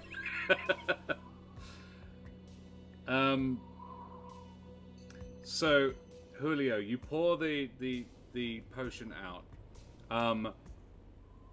this immediately causes the altar to grow and change shape. What does it look like? Like radically it was grow and flower and bloom. Yeah, so it was like previously like branches around this big main window, right? Mm-hmm. Yeah. So I think what happens is the room, even though it's like physically probably impossible for the place, but it expands, and the tree branches kind of make little canopies of little white flowers that start like covering the ceiling.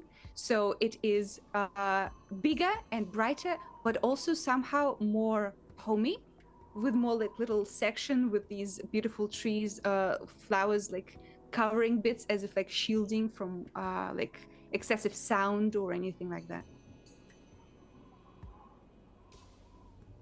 That's Ravania would see it and go,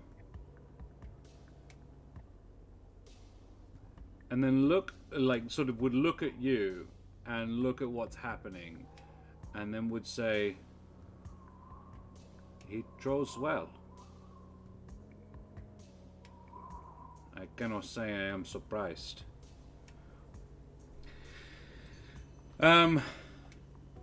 Julio, Yes. you level up.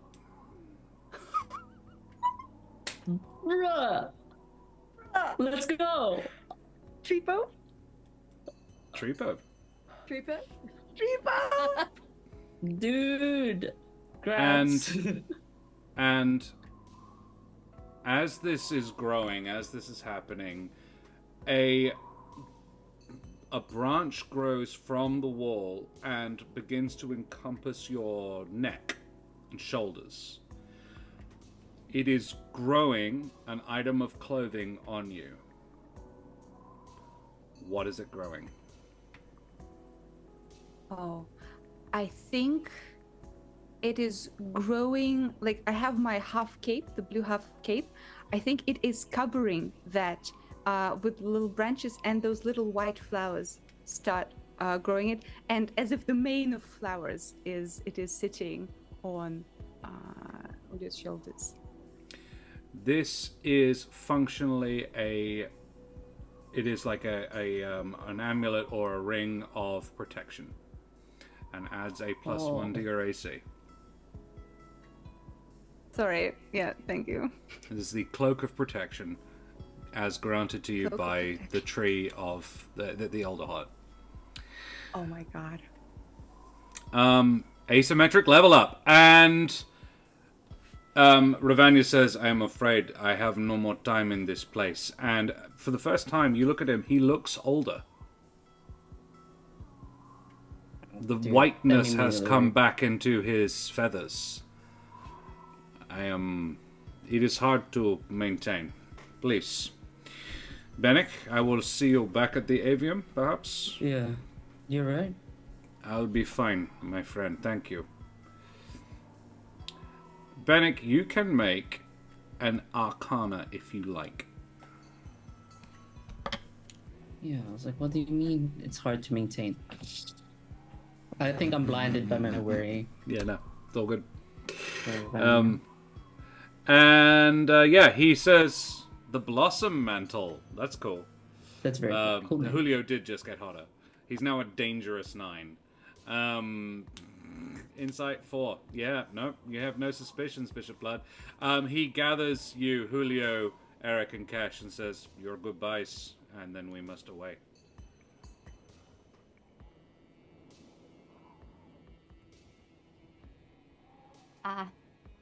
Look, Bennick, it's been an honor and a pleasure.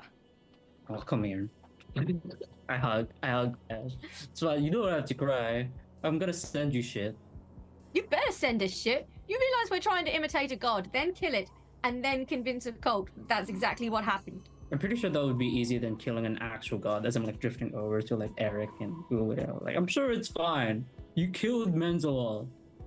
This is easy. You got it. Bennick, Julio will take one of the little white flowers of his mantle, take it off, and probably like, the new one spreads as soon as it happens, but he'll take the one and put it into Bennick's like little robe thingy, like a little thingy.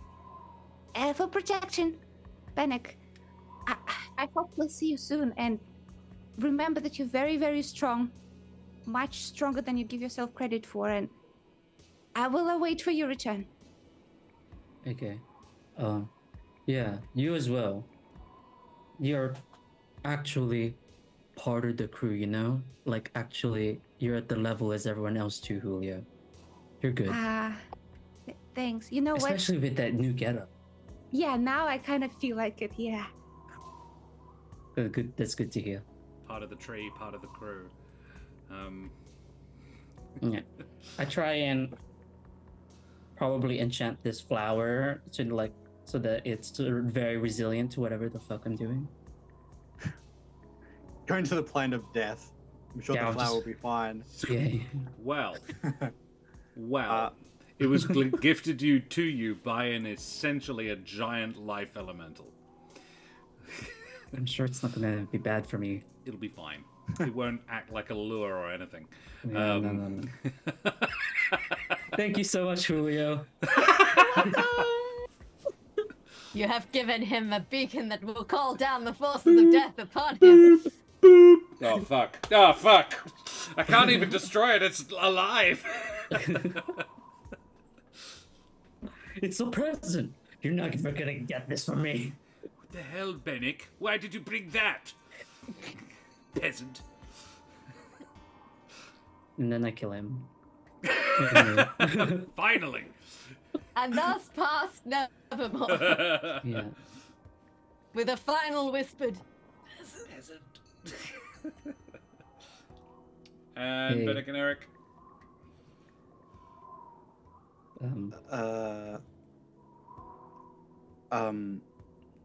Yeah, Eric gives Bennick a hug. help him. Thanks for the name. I'm just glad that you like it.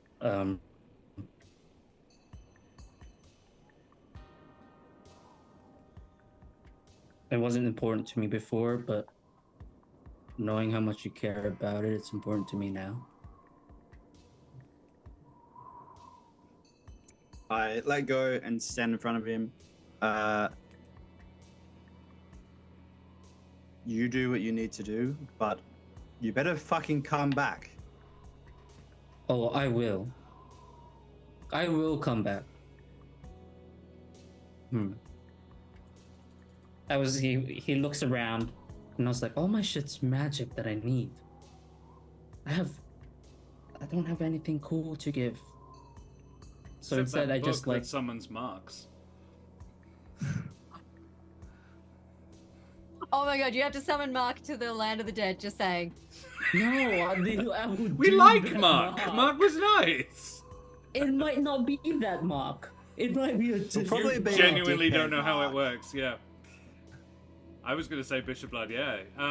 Raiders, thank you very much for joining us. Wait table, Yeah. you bloody champions. Thanks so much for the raid. Favorite raider modes up in chat, I've- guys.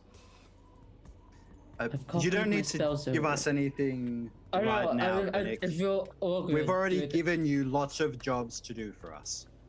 That's true. It is a lot of jobs, but no. I kind of like offer my hand to do like the cool manly handshake part to be like, Bruh. it's a promise. I'll be back. Thank you so much, guys. And you we better- are coming to you the end of better our be stream there ourselves. when I come We back. are just having a heartfelt goodbye. One of the characters will be leaving us. All right, Weird. Eric, Ashbourne. Bennick? Ashbourne? Yeah, you can say that. All right, go before I change my mind. Go. And if you figure out how to conjure a fake god, let us know. Yeah. It's gonna be sick. Cool. Go. I watched them go. I see tabs. Yeah, I watched them go before pushing my button to go to the avium. Cool. Yeah, Ravania blamps you out of Sorry, there. just super quickly. In that hour, I would have spoken to Gabby just to say, "Hey, we're going. This is what we're doing. Yeah. I appreciate you, fam." It doesn't need to be a RP Yeah. out, but I just would have checked in with her. Oh yeah, we would have let everyone else know what's going on. Yeah. Cool. I'm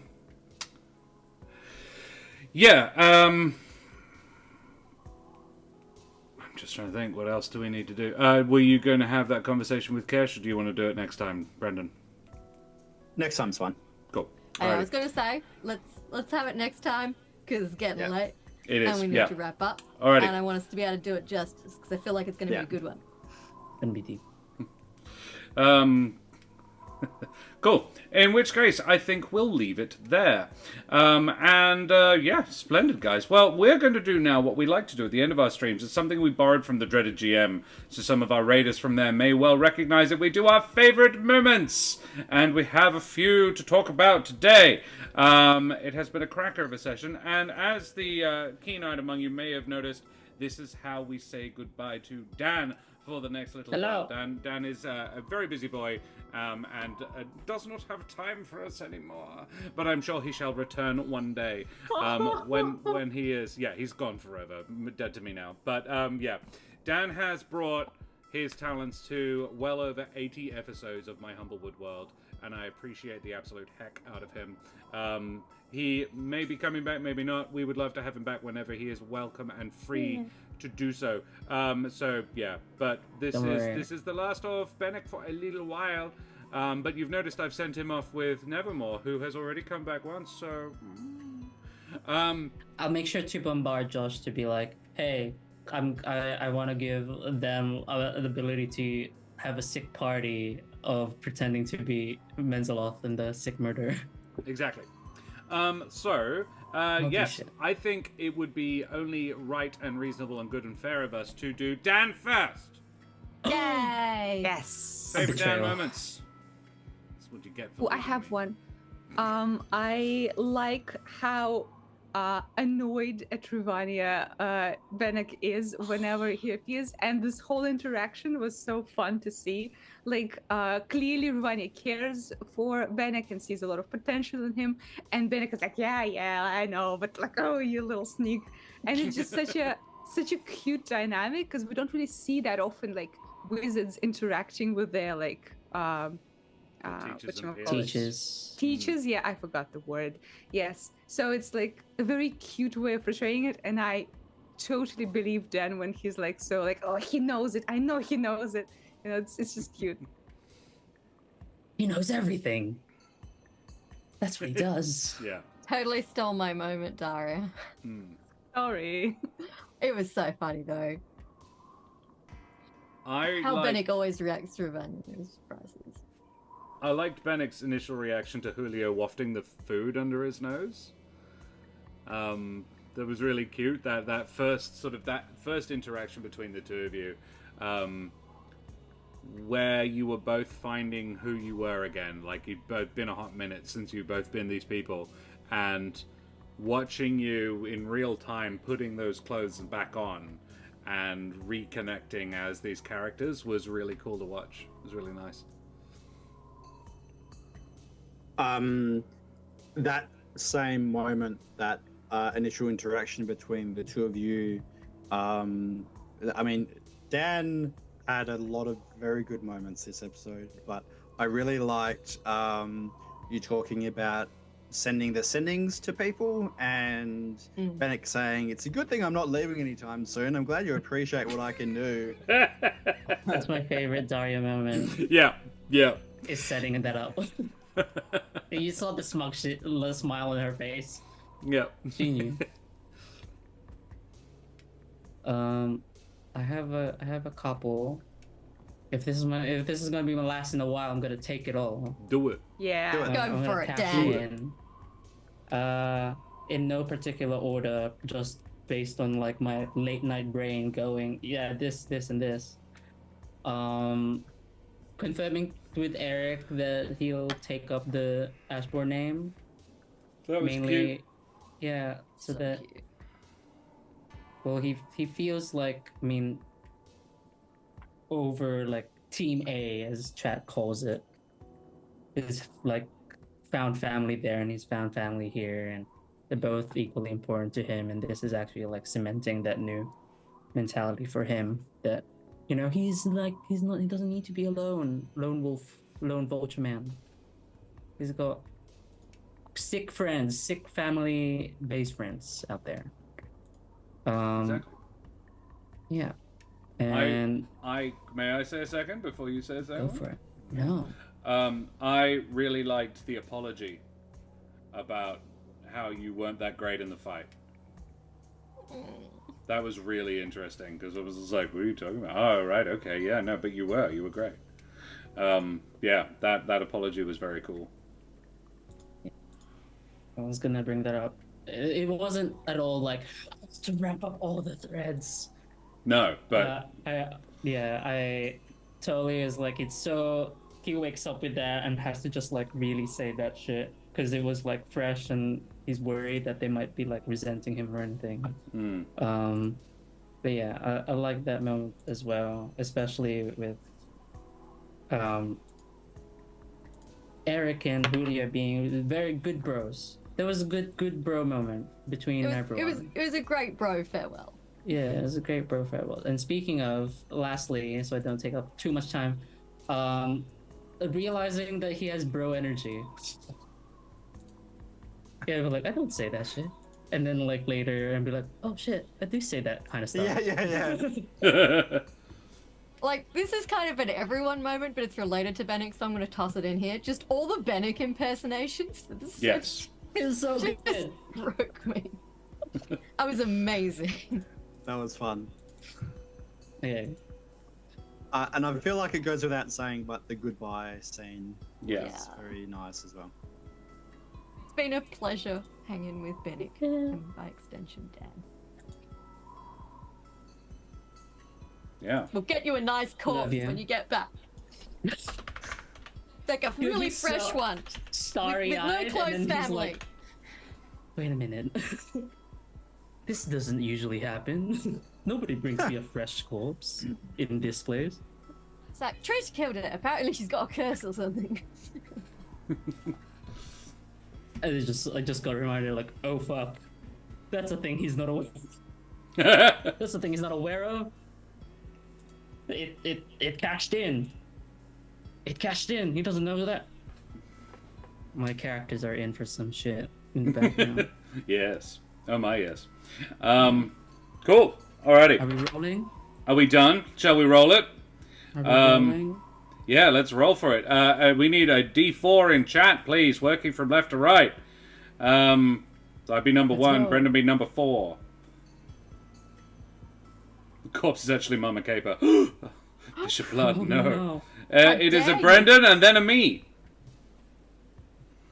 I got a D4 and then a I'm me. really confused. Splendid, we'll do Brandon Favorite first. Brendan moments. Exclamation mark, roll space, the number 4. Except Robbie Hoodie, it's now just a 2 is all we need. But we've got a couple. So let's favorite Brendan moments. I like sulky Eric when he first gets up. Yes. That was kind of fun. That he was that sort of note that he's just rolled over and he's ignoring you guys. He is awake, but he doesn't want to be.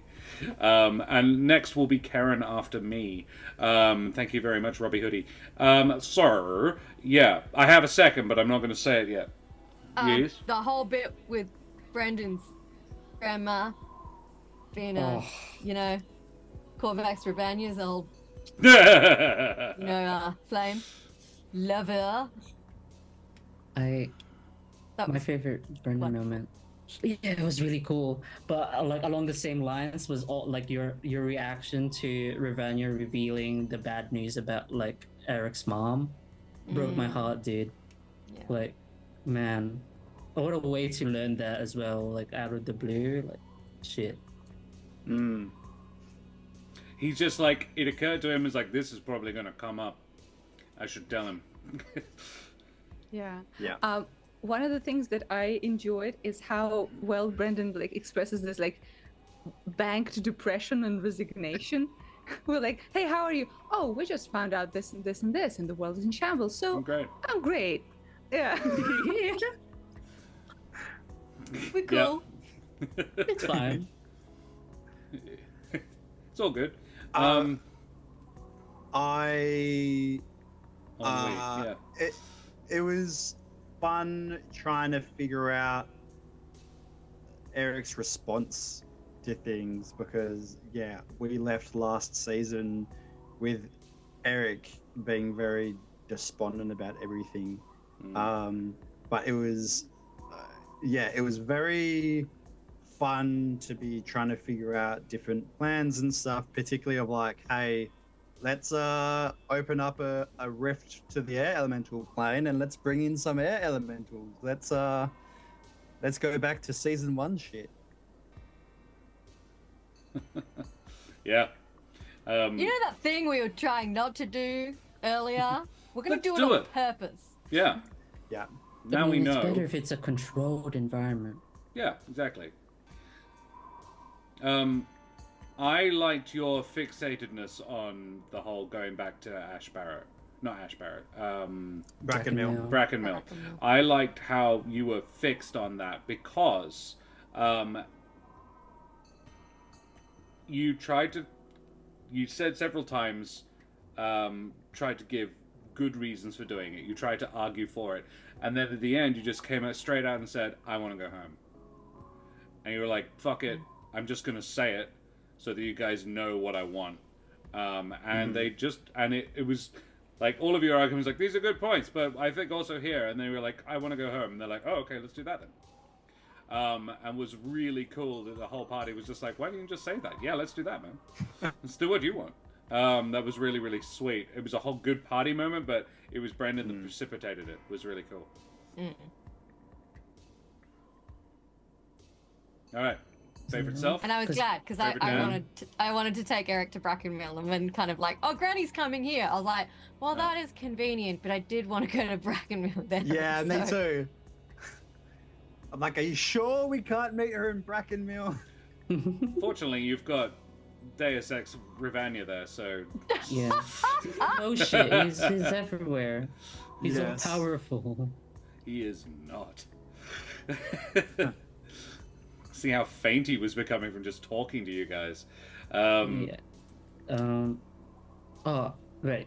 Brendan hasn't said his, right? No, I don't think so. One.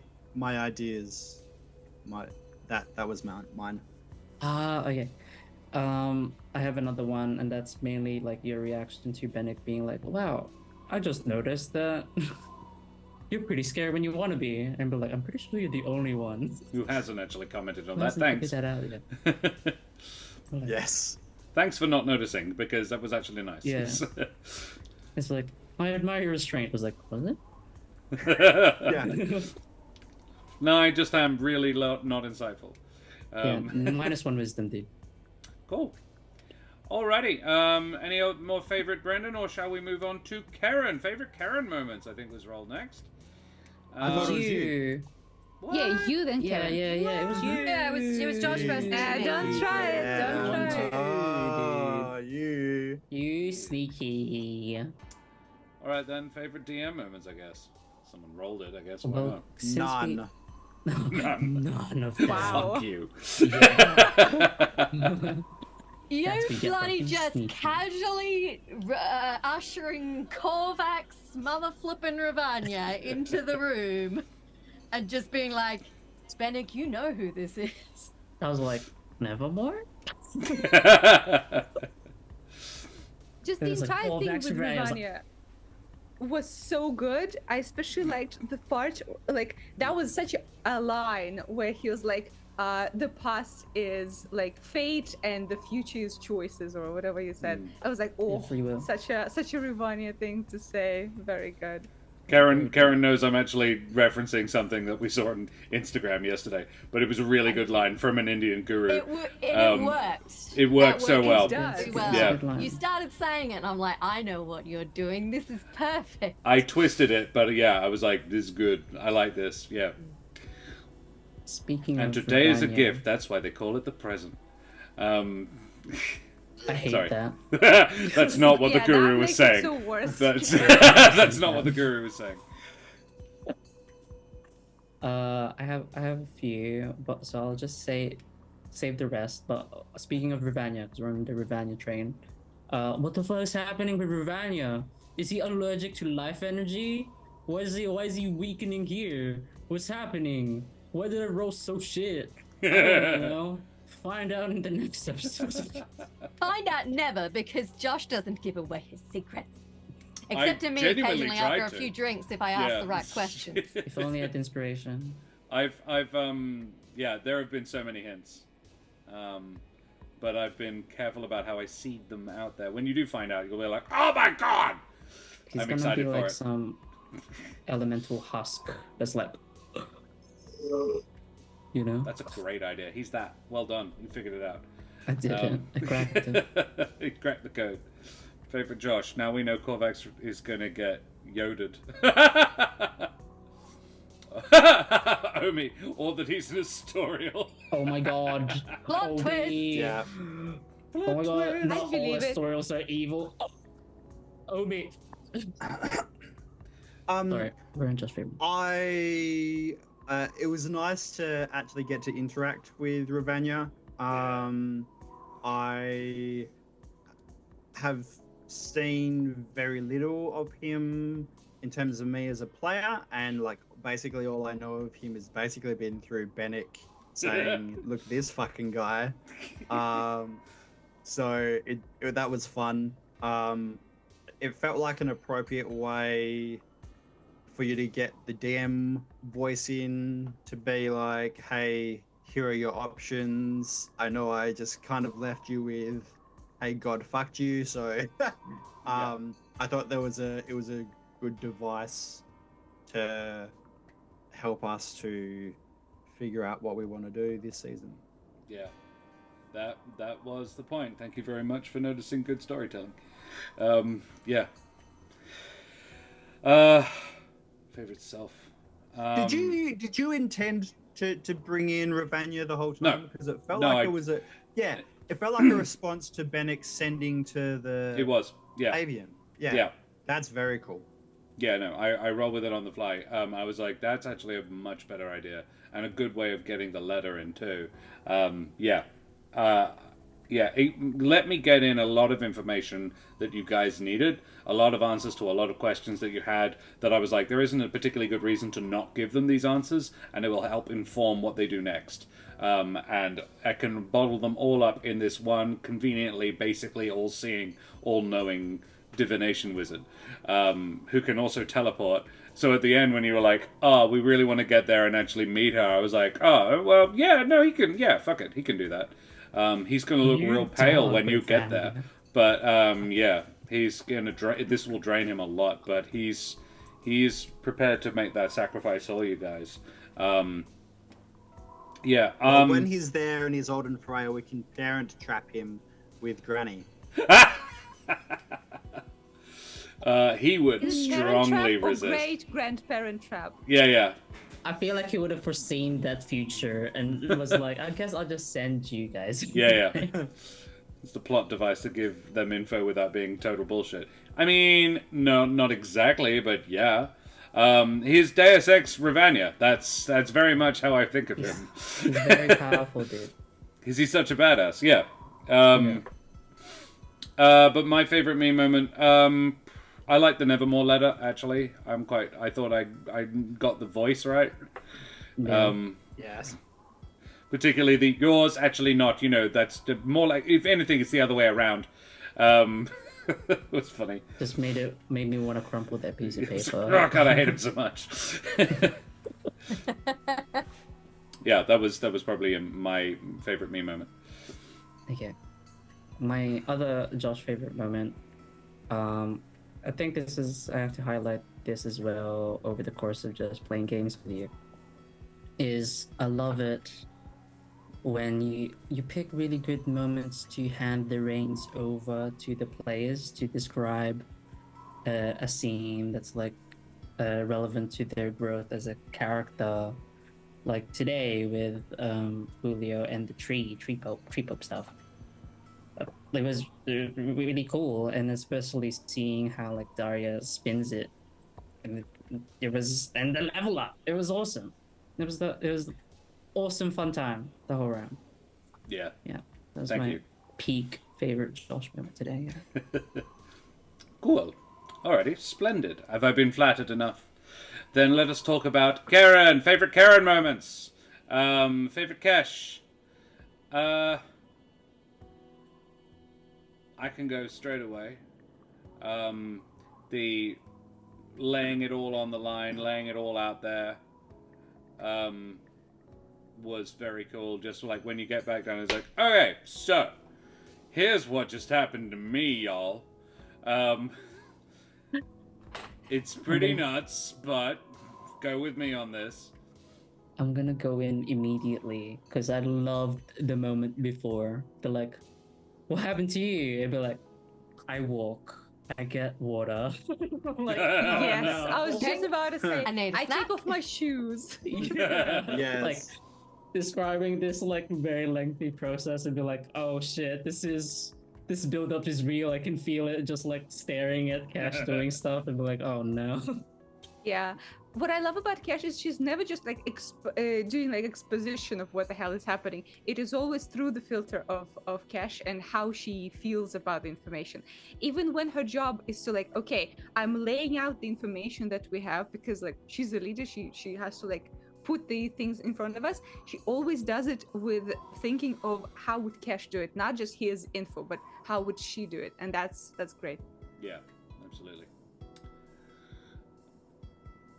Yeah, I really liked the way that Kesh led the discussion, and it really, I mean, it was clear that Kesh didn't know what the fuck to do, and she was really genuinely outsourcing that to the rest of us to be like, hey, let's figure out a solution together because God shit, am I right? So that was, I really liked the way that she facilitated that. There was And a second one that I the liked. theme of there's no stupid ideas that There was a applies to all bunch of us. stupid ideas. Yeah. But they all had like a nugget of interesting good in them. Yeah, there's no stupid ideas, just stupid plans when you don't manage to weed out the stupid ideas. There was a line that you said, the million gold piece question I really liked as well. I was just like, that's funny. That was good.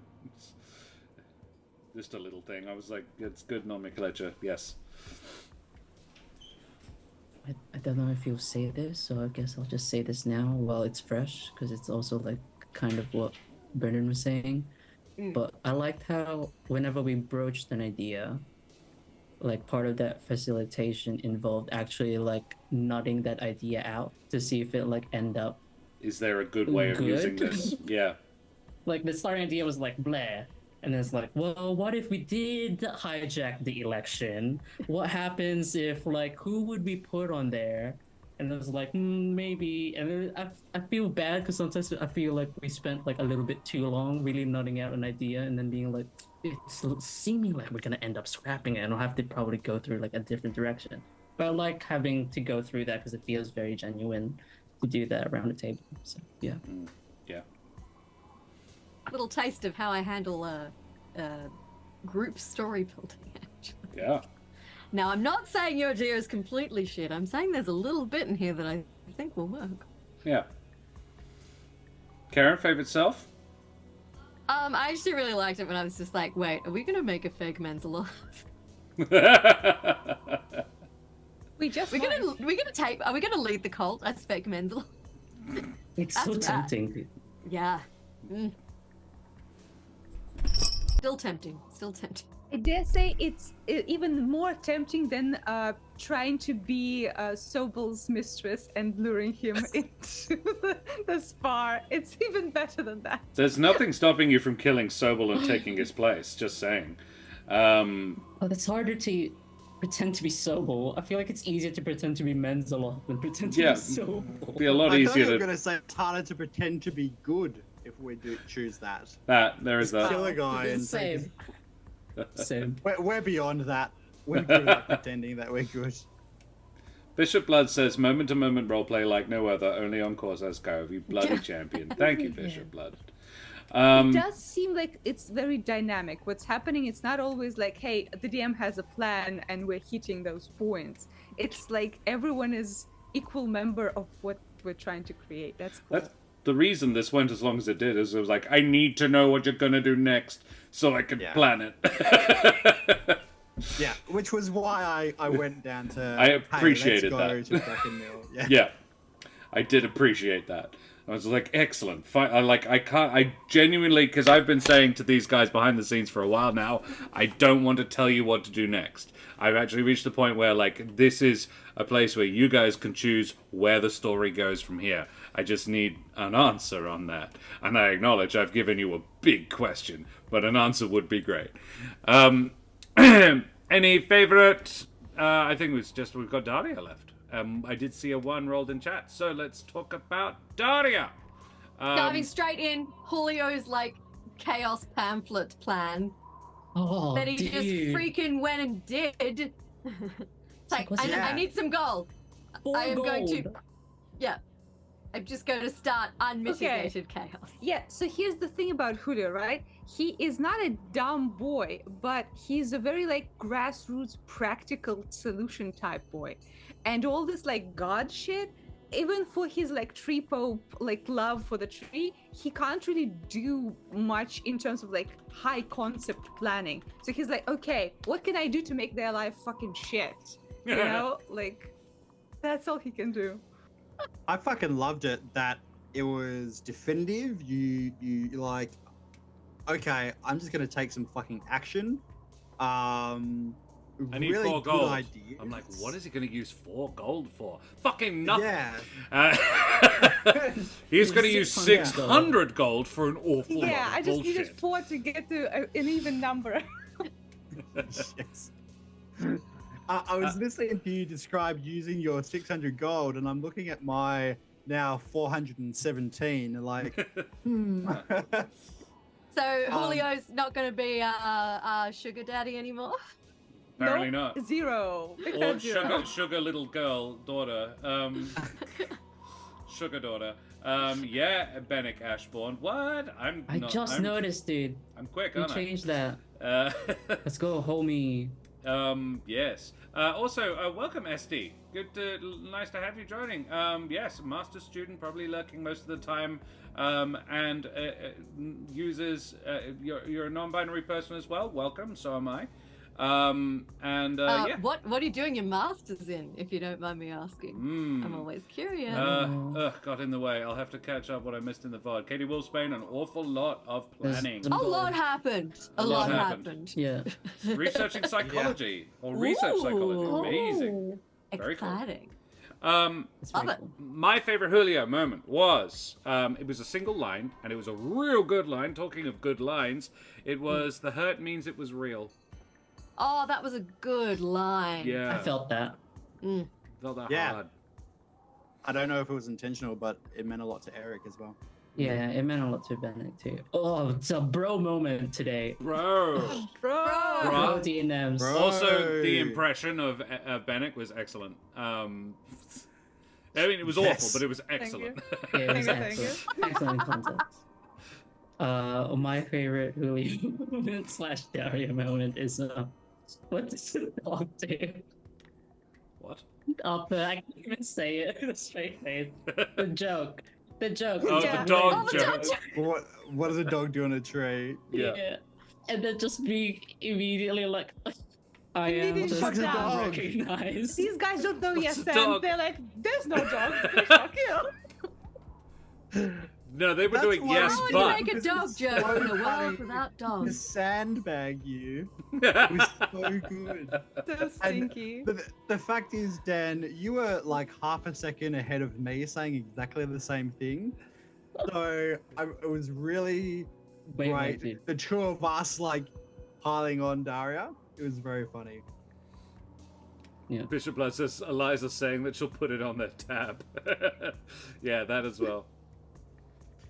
Just casually tipping 50 gold as well. Yeah.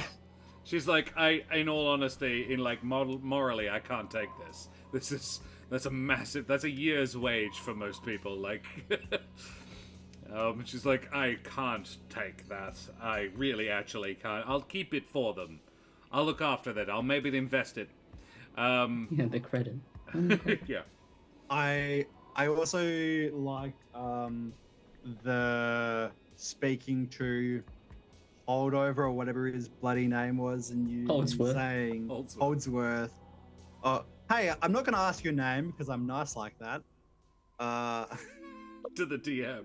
I'm not gonna make up a bullshit name on the fly. Anyway. I'm not Castellan. But no, it's been really nice to be back. I feel like everyone had a lot of fire moments tonight. I've missed this crew. I really enjoy the other crew as well. Like, whenever I'm running the other game, I'm always thinking, oh, I can't wait to get back to that.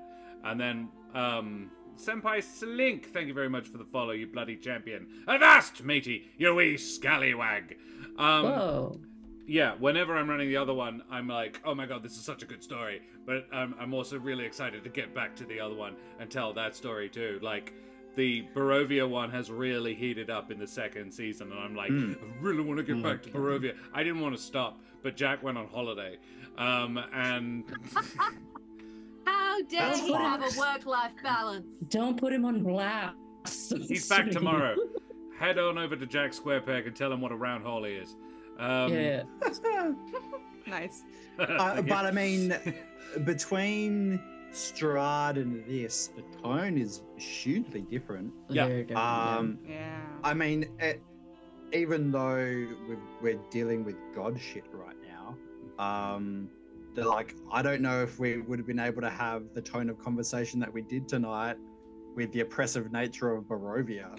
But that being said, the Barovia crew do manage to maintain a degree of levity that makes it not oppressive, which is what is the reason it flies, and the reason it works as a narrative. And I'm very proud of that balance that we've managed to find. You've just seen the puppy. Siri. I'd lift her back up, but she's licking her bits in my lap like the considerate creature she is, and, you know, be rude to interrupt. Yeah.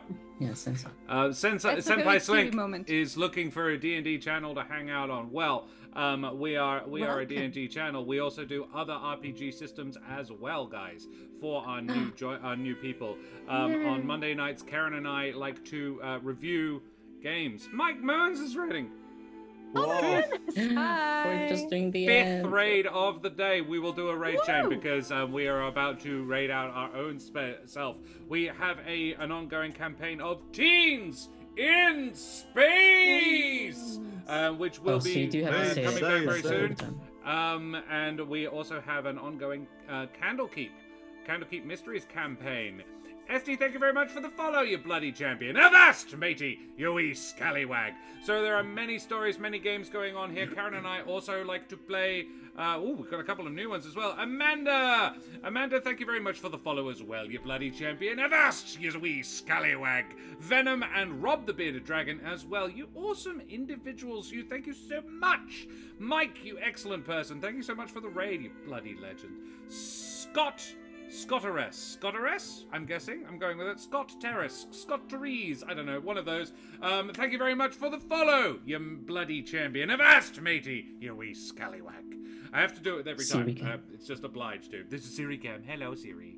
Always welcome. You are thick lady ogres. Ooh, I want to paint some thick lady ogres. I gotta go check this out. Oh, you want to see my thick lady ogre? I got a thick lady ogre. Yeah, wow. Before we even had a dinner or anything. Yeah. Showing us a thick ogre. There she is. It's my thick lady ogre. Nice. She has a beard, but yeah. I think you mean thick I like lady. the palette. Is there pictures of that in the Discord, Josh? Yeah. There will be.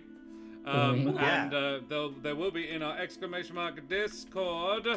Did Daria ever say their favorite women? No, we kind of got distracted by all the raids and the follows and the subs and all that. But Let's go back to favorite Daria moments. Daria, what's your favorite Oh. self moment? Okay. My favorite self moment was spitting in the face of probability and rolling yet another natural 20 on tree pope shit. Religion check on tree pope shit. Nat 20. It's meant to be. How many have I had at this point? It's ridiculous. I think it's 4. 3? It's at least 3. Oh. It might be 4. Yeah. I don't know, but it shouldn't be happening, and yet it does. And yet it always What does. I liked was you rolling a 16 and saying, "Nah, that's not good enough. I'm going to use my inspiration." Yeah. Yeah, I And need then that rolling a natural nat 20. 20. Yeah. No, it had to be a nat 20. I love that. Just a couple of new people hubris. joined the Discord. Esty and Amanda have joined. Guys, welcome. You are now verified. Because I'm quick like that and real good at my job. I promise. Yeah. Daria, was that your favorite moment? Was rolling that Yes, nat sir. 20? Just leaning in and going, Yep. let's do it.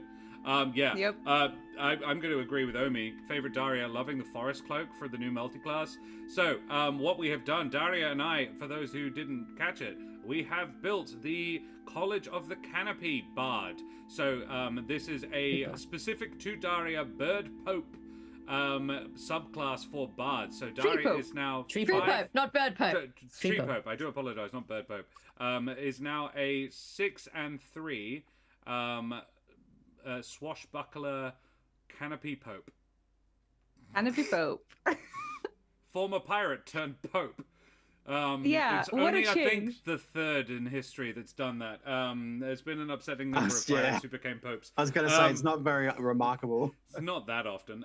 So guys, Am I yeah, now the highest level character? yeah, in the world, Well, I'll enjoy it while it lasts. yeah. I just Can't coming wait for to your kill you for levels. XP. it was just too right a moment to level you up.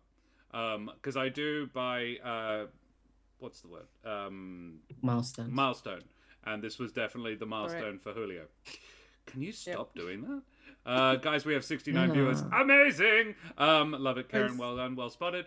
Guys, we should probably say our goodbyes and raid away because we've been streaming for a gosh darn while. It's pretty late. I'm fucking hungry. So, guys, we are going to go away from here now. Thank you so much for joining us. Thank you to all of our new Poperite? Papyrus.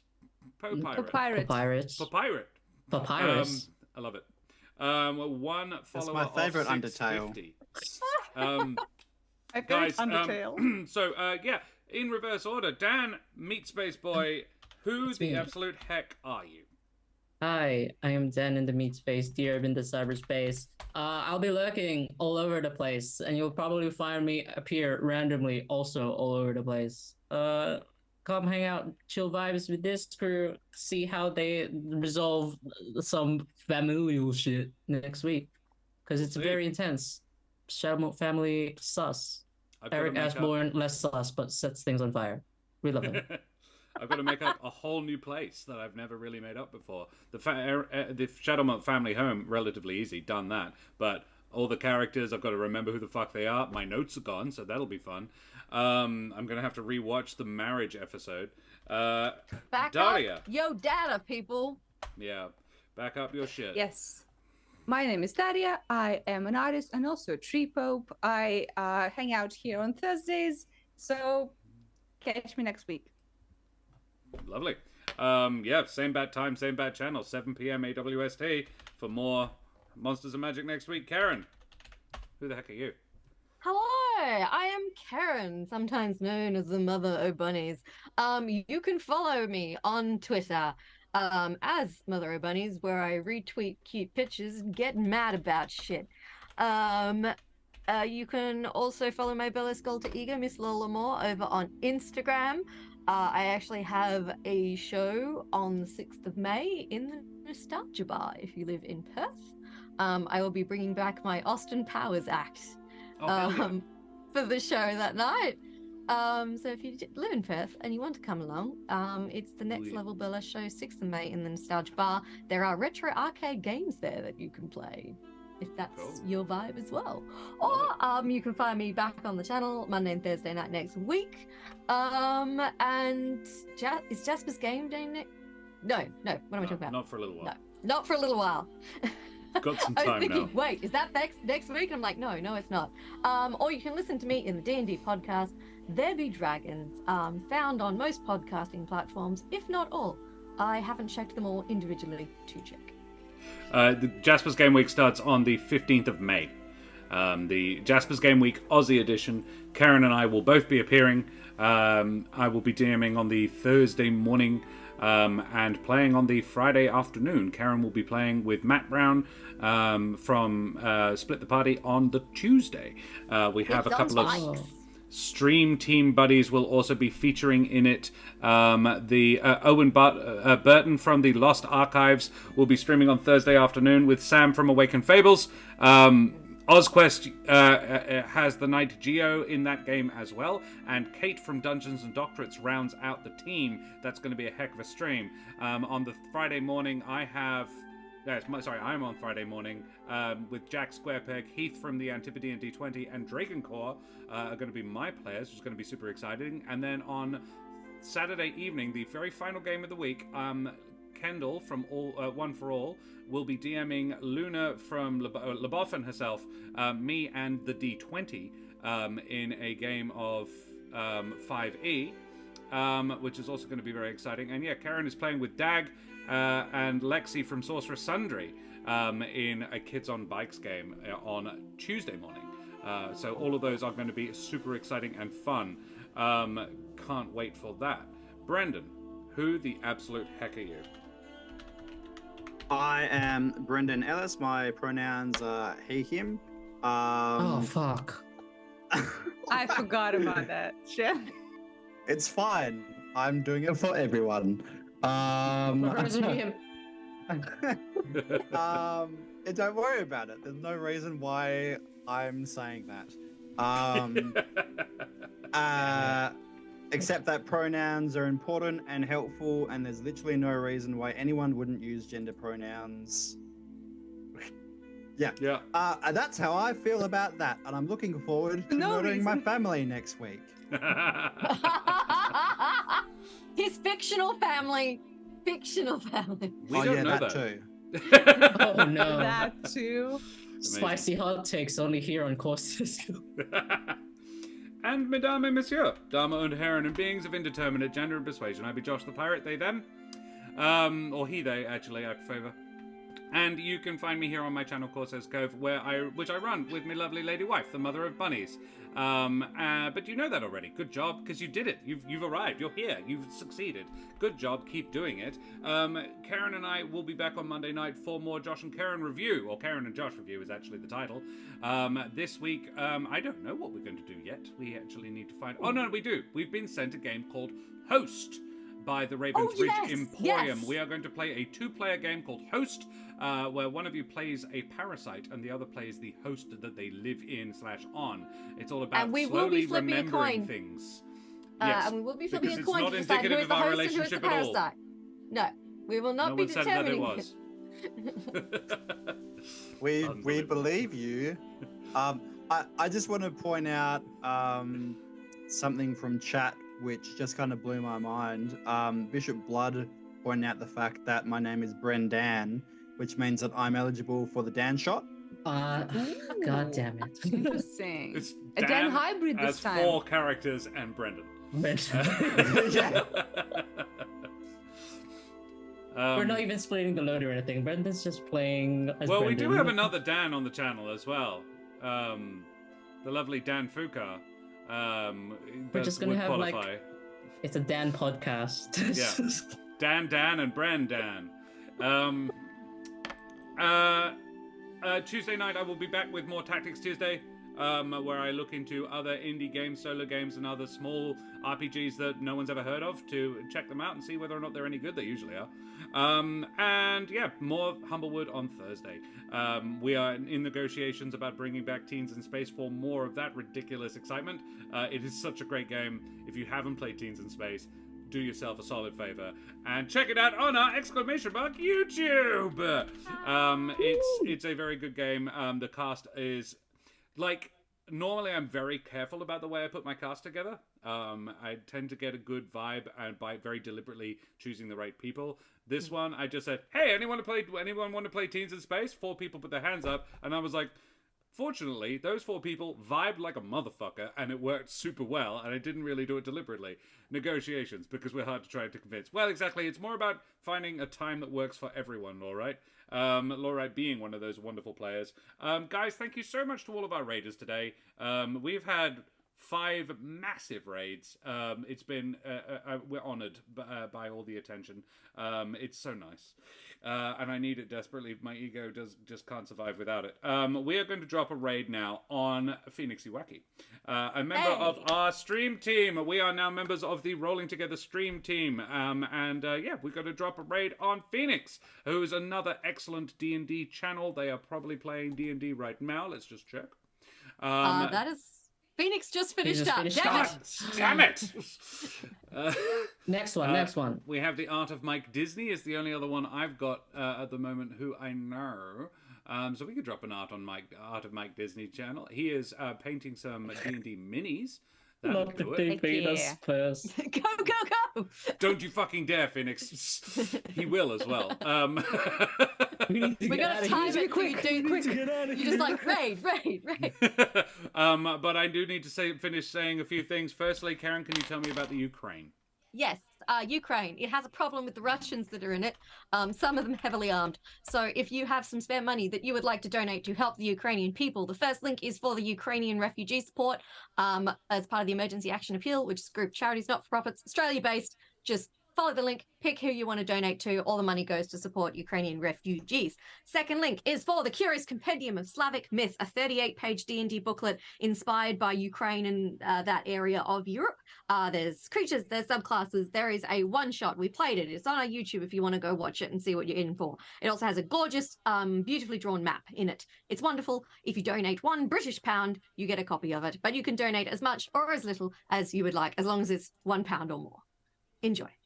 Splendid. Karen, while I find a different raid target, could you also talk about Wooten Forge, please? I can, Josh. Wooten Forge. They are Perth-based creators of amazing gaming, and I can tabletop gaming accessories. Hardwoods.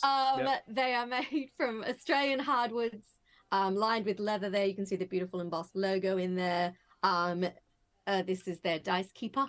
You can see fits 4 sets or 3 sets and a mini with a rolling tray in the lid, held together by beautiful strong magnets that I always struggle to open because I'm trying not to open it too suddenly because then I spill my dice everywhere. Your stuff secure. Yes. They are absolutely beautiful pieces of work. They do lots of lovely stuff. They do a number of different dice keeping things. You can get Dungeon Master screens.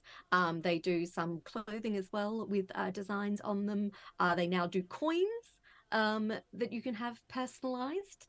And they're currently making this dope gaming table. I can't remember who for. They did tell me they're making this amazing wooden gaming table for someone as well. So you can go check out their website, see their cool stuff, and if you use the link wootenforge.com/Corsairs Cove to shop with them, we get a little kickback.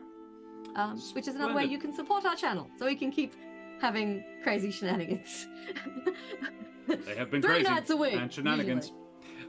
Yes. So we will go away and raid now. We are going to raid, let me just check, Sylvania. Ooh, Sylvania rebroadcast. They are playing Icarus Episode 5. They've been going for a couple of hours. They Dice and Dragons and Vampire English. Lovable bunch of geeks who play Dungeons and Dragons with a special, beautiful Vampire English. Cool. So we'll drop a raid on them. That sounds like a fun thing to do. So yeah, throw your favorite raid emotes up in chat. Tell them where we came from. They have a studio. They're playing with real dice. And yeah, show them the love like we always do. We will be back same bad time, same bad channel on Monday evening for some host. So guys, say goodbye, everybody. Bye, everybody. Bye. Goodbye.